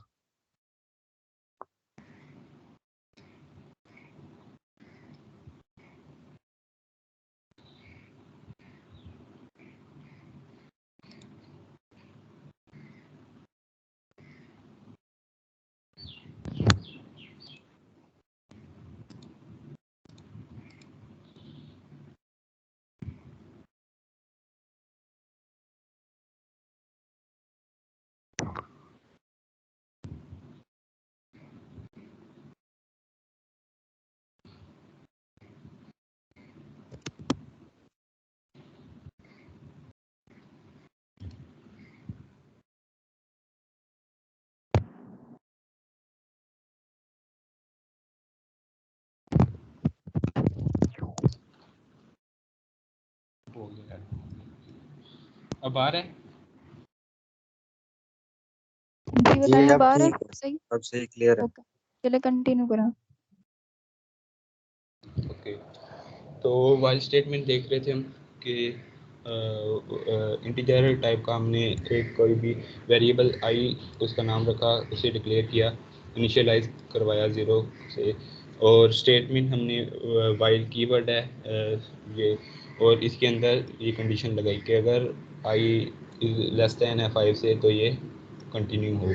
तो ये हमारे पास एक लॉजिकल एरर है कि हम ये तो कह रहे हैं कि आई जब समाल हो तो ये 5 से समाल हो तो ये एग्जीक्यूट हो, लेकिन हम इस ये ख़त्म नहीं हो रहा क्योंकि हमने बताया नहीं है कि इसके बाद कि आई बड़ा होता जाए।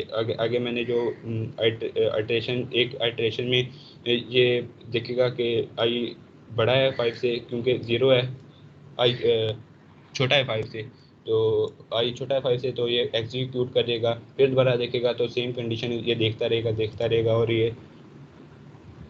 ये करता जा रहा है। तो ये एक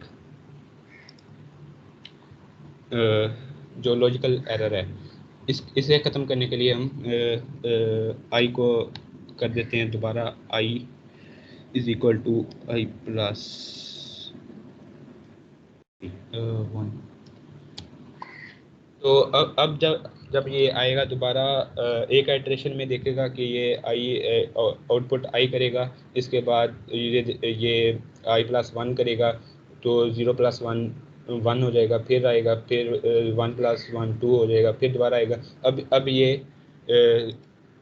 एक वो 4 तक करेगा। जब 5 टाइम जब 4th टाइम ये एग्जीक्यूट हो रहा होगा 4th आइट्रेशन में, जब 4 + 5 होगा तो ये 5 से बड़ा 5 इधर से हमने कंडीशन की है कि अगर 5 से छोटा हो, लेकिन ये 5 के बराबर हो गया तो वो जंप कर जाएगा, ये एग्जीक्यूशन इसकी ख़त्म हो जाएगी और ये और इधर से आउट चला जाएगा। तो ये इसको करने के लिए हम ये एक तरीका है, और इसे हम आई इसे कहते हैं ये इंक्रीमेंट और डिक्रीमेंट के हम कोई भी वैल्यू है उसको ये इसके 4 मेथड हैं कि इसके अगर किसी भी वेरिएबल के सामने प्लस प्लस डाला है तो उसमें ओल्ड वैल्यू है तो ओल्ड वैल्यू में 1 प्लस कर देगा, इधर अगर इधर डाला है तो न्यू वैल्यू क्रिएट करेगा। ऐसे ही नेगेटिव के साथ है, तो हम इधर प्लस प्लस कर देते हैं कि पहले हमने लिखा था I is equal to I plus 1, वो भी वही काम कर रहा था, अब ये भी वही काम करेगा, ये भी 4 तक हो गया। अच्छा, अब डू वाइल लूप आगे आता है। वाइल हो गया, इनफाइनाइट लूप का हमने देख लिया कि अगर कंडीशन फॉल्स होनी चाहिए, कि अगर फॉल्स नहीं हुई तो वो लॉजिकल एरर आ जाएगा, तो वो कभी नहीं ख़त्म होगा। वो रन तो हो जाएगा लेकिन वो चलता ही रहेगा जब तक हम प्रोसेस को किल ना करें, खुद स्टॉप ना करें। डू वाइल लूप सर देख लेते हैं जी। सर ये जो डबल प्लस सी आउट स्टेटमेंट है ये काइंडली एक दफ़ा बता दें। जो हम आई प्लस प्लस लिखते हैं वो तो सी आउट आई प्लस प्लस होती है, लेकिन जो प्लस प्लस सी आउट अच्छा, है वो एक दफ़ा ये सिस्टम आउट डॉट प्रिंटल है, जी ये वाली बात कर रहे हैं? जी सर, वो जो अभी ये वाली स्लाइड खुली नहीं थी, नहीं मतलब जो हमने नीचे आई प्लस प्लस लिखा हुआ है इसके अच्छा, ऊपर वाली जिसमें ये सेटिंग ये है डबल ये plus I C plus out plus add 1। जी। तो इसका क्या आप पूछना चाह रहे हैं कि सी प्लस प्लस को कंपेयर कैसे कर रहे हैं आप? मैं कि पूछना ये चाह रहा हूँ कि सी आउट डबल प्लस जो है और डबल प्लस सी आउट जो है, मतलब अगर डबल प्लस बाद में आए तो क्या होता है और अगर पहले आए तो क्या होता है। मतलब हम तो हमेशा ये करते हैं कि बाद में, जैसे आपने आई प्लस प्लस डाला है, अगर डबल प्लस आई डालें तो उससे क्या होगा फिर, उसकी कोई एग्जांपल दे रहे हैं जो आपने नीचे नहीं लिखा हुआ डबल प्लस सी आउट। ये एक्चुअली होता है कि जो बाद में हम डालते हैं, ये तो हमारा लूप चल रहा है कि अगर वो न्यू वैल्यू उसमें ऐड कर देता है। अगर ये इसकी एग्जांपल ऐसे होगी कि अगर हम डालें एक और वैल्यू हो हमारे पास, एक मिनट। अच्छा बच्चे, should I answer this question? Yes please. अच्छा, आपने बोला है कि वापस जाएं कोड एडिटर पे। इन्होंने क्वेश्चन ये किया है कि आई प्लस प्लस अगर पहले लिखें प्लस प्लस आई से तब क्या होगा, अगर बाद में लिखें तब क्या होगा, ऐसा ही है? Yes ma'am. कोई फर्क नहीं पड़ेगा क्योंकि ये फिलहाल अकेला लिखा हुआ है। ये दो फर्क होते हैं, एक पोस्ट फिट होता है और एक मतलब pre increment you can say. तो यहाँ पे तो कोई फर्क नहीं पड़ा, लेकिन इन द अगर हम इसे किसी भी कंडीशनल स्टेटमेंट में लिखें तो वहां पे इसे फर्क पड़ेगा। सपोज हम इसको किसी भी लूप में लिखते हैं तो लूप में ही होता है, जैसे फोर लूप में लिखते हैं। लूप में हम जब कंडीशन लगाते हैं तो वहां पे इंक्रीमेंट भी लिखते हैं, ठीक है? तो जब वहां पे हम इंक्रीमेंट लिखते हैं तो वहां पे ही से फर्क पड़ता है। वहां पे फर्क क्या पड़ता है वो आगे पढ़ेंगे, लेकिन यहाँ पे फिलहाल से कोई फर्क नहीं पड़ता, ओके चाहे मैम। आप पहले लिख लो या बाद में लिख लो, ठीक है? Okay ma'am. ओके। जी, अब कंटिन्यू करें आप, टाइम थोड़ा रहा है। डू व्हाइल लूप को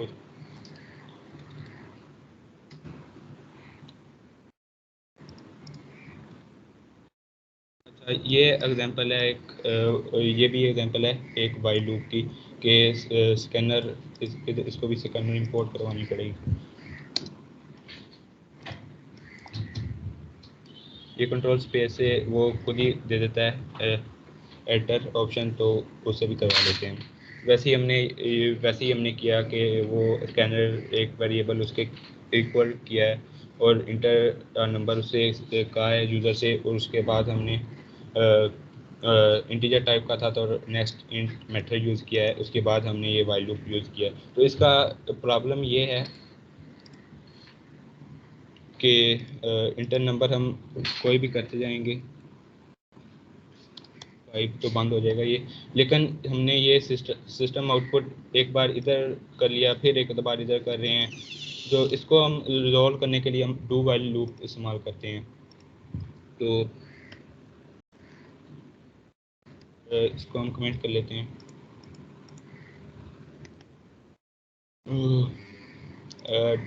डू वाइल लूप असल में ये होता है, ये और इसकी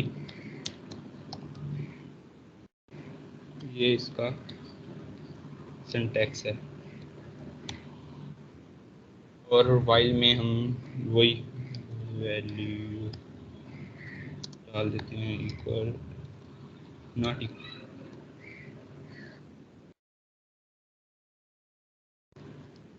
5। सही है। इधर हमने किया था कि एक बार ये डाला, दोबारा फिर नेक्स्ट स्कैनर किया, फिर इसके बाद फिर दोबारा ये डाला। डू का ये करता है कि इधर वाली डू ये वाला कोड एग्जीक्यूट होगा अगर ये कंडीशन वाइल, अगर ये कंडीशन जब तक ये ट्रू है तो ये एग्जीक्यूट होता रहेगा, जब ये फॉल्स हुई तो ये एग्जिट कर देगा। तो इसके लिए हम यही कोड ये कर लेते हैं कॉपी, एक बार ही लिखा हमने। ओके, पता नहीं चलेगा कि आउट हो गया है कि नहीं, इसके लिए हम लिख देते हैं कोड 5।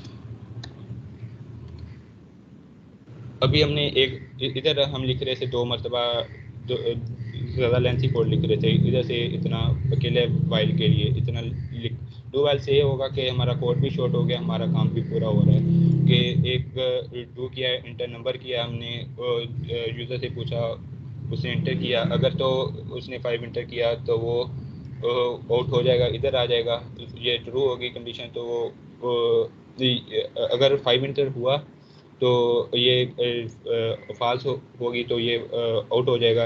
अगर 5 इंटर नहीं किया तो ये ट्रू होगी है, क्योंकि value is not equal to 5। अगर जब तक 5 नहीं होगी वैल्यू तब तक ये इसके अंदर दोबारा ये एडिशन करता रहेगा। अभी दोबारा हम इसे करें फिर भी वही रिजल्ट देगा। एक मिनट, हमने इधर अच्छा ये है कि अभी जो हमने इंट वैल्यू ये वाली की है, ये इसके और इसके अंदर की है, इसका स्कोप इसके बाहर नहीं है। तो इसको हम हल करने के लिए इसके क्योंकि ये वाइल लूप 2 के बाहर है, तो जो वाइल स्टेटमेंट है वो इंटीजर वैल्यू को नहीं देख सकती, अंदर नहीं देख सकती, तो इसको हम वैल्यू को बाहर डिक्लेयर कर लेते हैं। तो डिक्लेयर करके इसे इनिशियलाइज कराना ज़रूरी है, नहीं तो वो फिर दोबारा एरर दे देगा। इसे हम कर देते हैं टेक्स्ट स्पेस। अभी वैल्यू हमने बाहर डिक्लेयर करवाई है, तो इसके अंदर भी वो देख सकती है और इसे ये वाइल लूप भी उसे देख सकता है। इंटर नंबर अब हम करते जाएंगे। अब मैं 5 करूँगा तो गोट 5, तो वही काम हमने इतने कोड से किया है, वो ये डूल और वाइल लूप से हमने सिर्फ इतने में कर लिया है। इसके बाद इनफाइनाइट लूप आ गए फार स्टेटमेंट। तो फार हम एक कीवर्ड है, रिजर्व वर्ड है जावा में। फर्स्ट जो होता है एक स्टेटमेंट होती है, वो इनिशियलाइज कोई भी वेरिएबल करवाते हैं, जो फिर कोमा होता है, उसके सेमीकोलन, फिर उसके बाद कंडीशन बताते हैं कि अगर ये कंडीशन ट्रू होगी तो ये सारी स्टेटमेंट चलेगी, अगर नहीं ट्रू होगी तो वो एग्जिट कर जाएगा। उसके बाद होता है इंक्रीमेंट के इनके C++ जैसे ही इंक्रीमेंट करवाते हैं, तो हर आइटरेशन के बाद वो ये स्टेटमेंट एग्जीक्यूट हो। एग्जीक्यूशन के बाद वो एक प्लस इंक्रीमेंट करेगा, और दोबारा जब तक ये कंडीशन ट्रू होगी तो वो आइटरेशन करता रहेगा। इसके बाद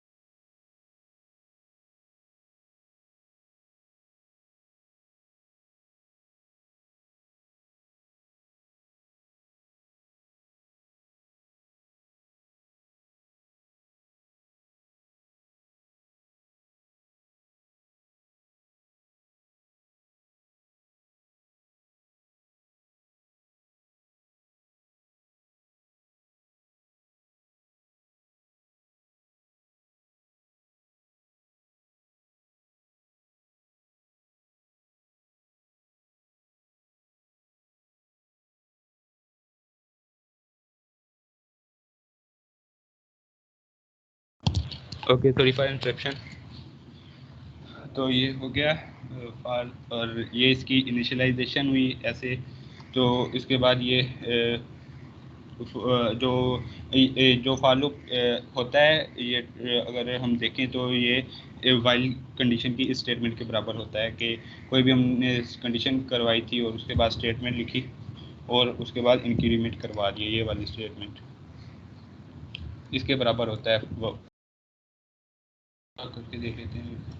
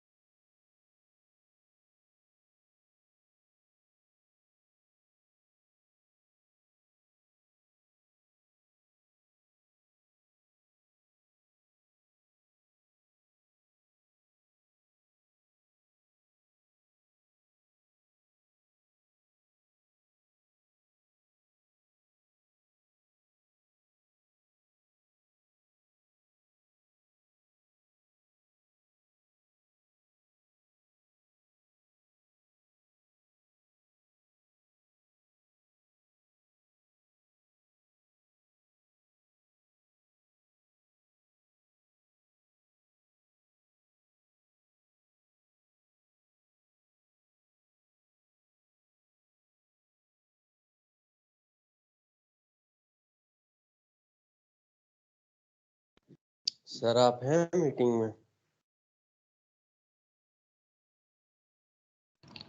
ओके, इंटरनेट चला गया था, सॉरी। अच्छा, दोबारा मैं करता हूँ।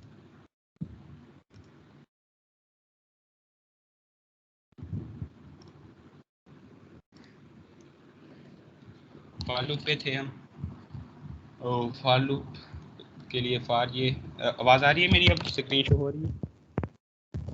जी आ रही है, स्क्रीन भी शेयर हो रही है। अच्छा, अभी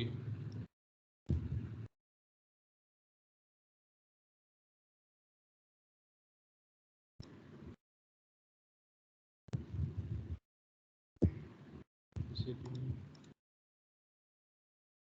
print करना था।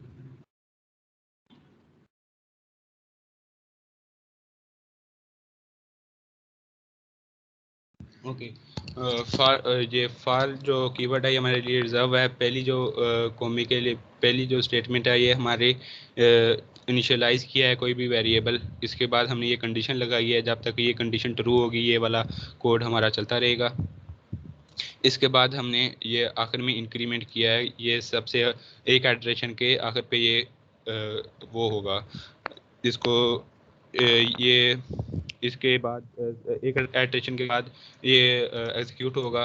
अगर इसके बाद भी ये कंडीशन ट्रू हुई तो ये फिर एग्जीक्यूट कर देगा, अगर ट्रू ना हुई तो उसे जंप कर देगा और कोड एग्जिट हो जाएगा। ये भी 4 टाइम इसे शो करवा देगा, 0 1 2 4। ये जो फार लूप ये वाला इतना जो कोड है ये हमारे जो हमने पहले वाला ये कोड लिखा था ये वाला, ये इसके बराबर है वाइल के। ये इक्वल है, इक्वलेंट है दोनों ये वाले। इनिशियलाइजेशन और वाइल कंडीशन इंक्रीमेंट हमने जो किया था, जो फाइल का फॉर वाइल लूप इसके लिए इस्तेमाल होता है। तो कैसे चूज़ किया जाए कि वाइल यूज़ करें, डू वाइल यूज़ करें और या फॉर चूज़ करें। अगर आपकी जो स्टेटमेंट है कोई भी जो आप अटेशन करवाना चाह रहे हैं, अगर वो 0 या ज़्यादा टाइम हो, आपको ज़्यादा टाइम एग्जीक्यूशन के लिए हो, ज़्यादा टाइम के लिए आप एग्जीक्यूशन उसकी करवाना चाह रहे हैं, इटरेशन करवाना चाह रहे हैं, तो वाइल स्टेटमेंट यूज़ करते हैं। अगर एटलीस्ट 1 टाइम आप करवाना चाह रहे हैं कि एटलीस्ट 1 टाइम हो वो उसकी कि एक बार आए, जैसे हमने अभी करके देखा है कि एक बार उसने पूछा, हमने इंटर किया, फिर दोबारा एक बार वो कर रहा है, तो उसके लिए हम डू स्टेटमेंट यूज़ करते हैं, डू वाइल स्टेटमेंट। और फार हम उस वक्त करते हैं जब आपको बिल्कुल श्योर हो कि आप इतनी बार ये एग्जीक्यूट करवाना चाह रहे हैं, तो वो उस कंडीशन करें और इंक्रीमेंट करवाएं, तो एग्जैक्ट वो उस जो आपने करवाई थी स्टेटमेंट इधर इंटर, तो बिल्कुल वो एग्जैक्ट उसी वैल्यू के इक्वल वो आइटरेशन करेगा। इसके बाद इफ़ स्टेटमेंट है। इफ़ स्टेटमेंट, इफ़ इसका सिंटैक्स ये है कि इफ़ कीवर्ड है, इसके बाद कंडीशन करते हैं, उसके बाद स्टेटमेंट आती है हमारी। और कंडीशन जब कंडीशन ये फॉल्स भी हो सकती है, ट्रू भी हो सकती है। अगर कंडीशन ट्रू हो तो ये वाली स्टेटमेंट ब्रैकेट में होती हैं तो एग्जीक्यूट हो जाती है, नहीं तो ये स्किप कर देते हैं। इफ़ और एल्स इसके बाद अगर डिफ़ॉल्ट कंडीशन होती है वो एल्स की होती है। अगर ट्रू हो तो स्टेटमेंट एग्जीक्यूट हो जाती है, अगर फॉल्स हो तो वो जंप कर जाता है आउट ऑफ कोड। अगर एल्स लिखा हो, इसके बाद एल्स लिखा हो तो वो डिफ़ॉल्ट कंडीशन होती है, तो उसे वो ले लेता है कंपाइलर। तो ये पहले मैंने लिखा हुआ है कि इंटीजर मैंने टाइम को 10 के इक्वल दिया है। उसके बाद इफ़ अगर टाइम मेरे पास 8 इंटीजर से लेस है तो ये वाली मेरी स्टेटमेंट एग्जीक्यूट हो जाएगी, अगर नहीं है तो ये वाली स्टेटमेंट एग्जीक्यूट हो जाएगी। अब 10 है, 10 जो है ये 8 है, तो 8 10 से बड़ा है, तो ये वाली स्टेटमेंट ये फर्स्ट वाली एग्जीक्यूट हो जाएगी। अगर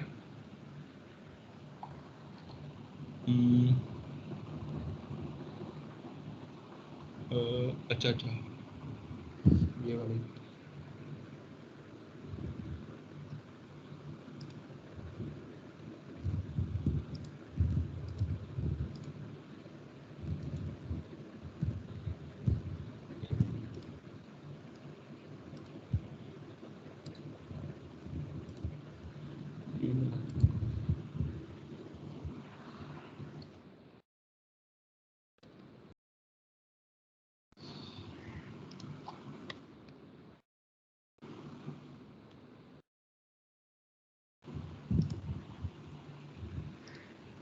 इसका कोड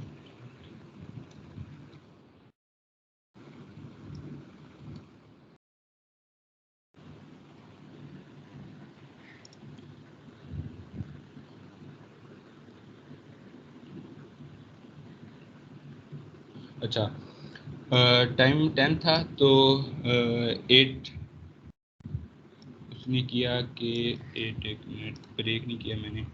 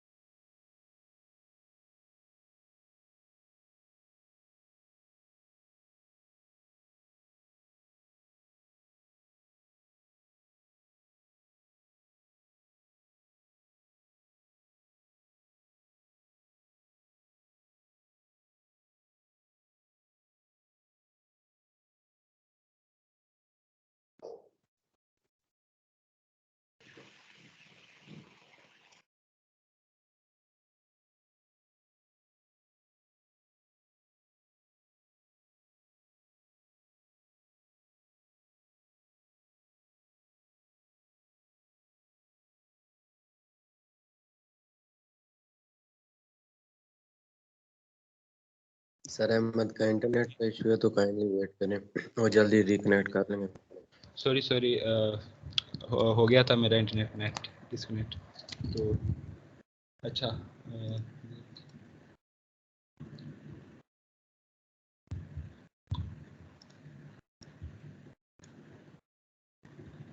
तो इफ एल्स देख रहे थे, तो अगर मैंने इंटीजर किया टाइम का इंटीजर। आवाज़ आ रही है मेरी? मेरी इंटरनेट भी स्लो है। आवाज़ आ रही है मेरी? जी आ यस रही सर है। अच्छा स्क्रीन भी सही है, विजिबल है? स्क्रीन विजिबल है। अच्छा इंटीजर टाइम का मैंने ये आपको अभी तक हो गया होगा कि इंटीजर कैसे वेरिएबल डिक्लेयर करना है। तो इफ़ मैंने इफ़ एल्स स्टेटमेंट है, तो इफ़ टाइम कम था तो मैंने एल्स की करने के बजाय मैंने एक स्टेटमेंट लिख दी है। तो अगर अकेला एल्स भी लिख सकते थे, लेकिन अगर हम ये चाह रहे हैं कि अगर ये स्टेटमेंट अगर ना हो, ये वाली कंडीशन ट्रू, जो एक और स्टेटमेंट हो उसकी भी एक कंडीशन हो, तो अगर वो भी ट्रू ना हो तो एल्स के एल्स पे जाए। मतलब कि आप एल्स इफ जितनी मर्जी कंडीशन करवा सकते हैं, एक और एल्स इफ लिखें कि अगर ये भी ट्रू ना हो तो ये वाली स्टेटमेंट एग्जीक्यूट हो जाए। तो सबसे पहले जो आएगा प्रोग्राम हमारे इफ पे आएगा। अगर इफ वाली हमारी स्टेटमेंट ट्रू है, ये वाली कंडीशन ट्रू है, तो ये वाली स्टेटमेंट एग्जीक्यूट हो जाएगी। अगर ये वाली भी ट्रू नहीं है तो वो इसको देखेगा, एल्स इफ वाली को। अगर इसकी भी ट्रू नहीं है तो वो डिफ़ॉल्ट एल्स पे चला जाएगा। हम एल्स इफ को अपनी ज़रूरत के मुताबिक जितना मर्ज़ी बार इसको दोबारा लिख सकते हैं। अच्छा डिफ़ॉल्ट ये हो गया। अच्छा अभी मैंने जो कोड लिखा हुआ है उसका ये है कि मैंने इस टाइम को 22 के बराबर कर दिया है, और अभी एल्स इफ में इफ में लिखा है अगर 10 से छोटा हो, तो 10 टाइम छोटा हो 10 से, तो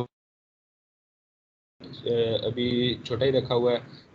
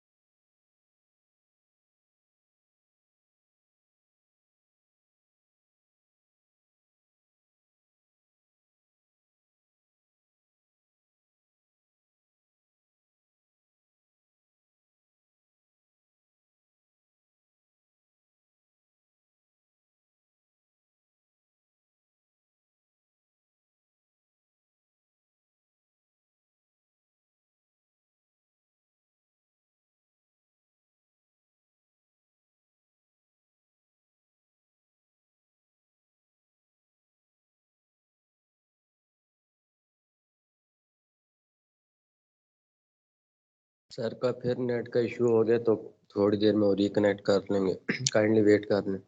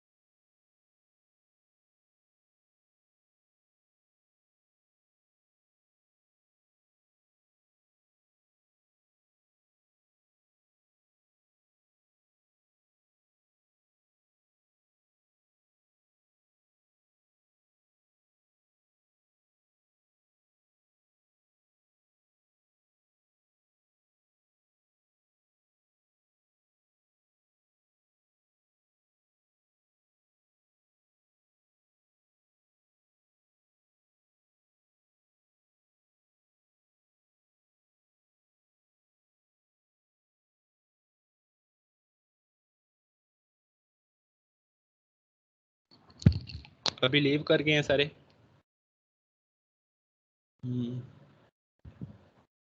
ओके। नो, हम हैं सर, सारे ही हैं तकरीबन, पहले भी इतने थे।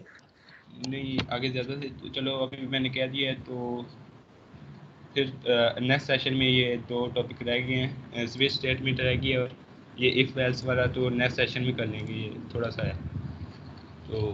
सर लेक्चर रिकॉर्ड हो रहा है अभी, तकरीबन 10 स्लाइड्स रहती हैं, कंप्लीट कर लें तो।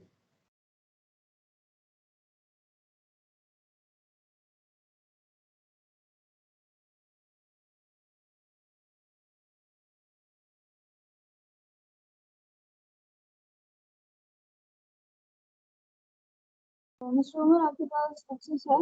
अगर है तो ये रिकॉर्डिंग जो है इसे बंद कर दें और सेव कर दें, और अब जो नेक्स्ट है वो नेक्स्ट सेशन पे स्टार्ट कर दीजिए।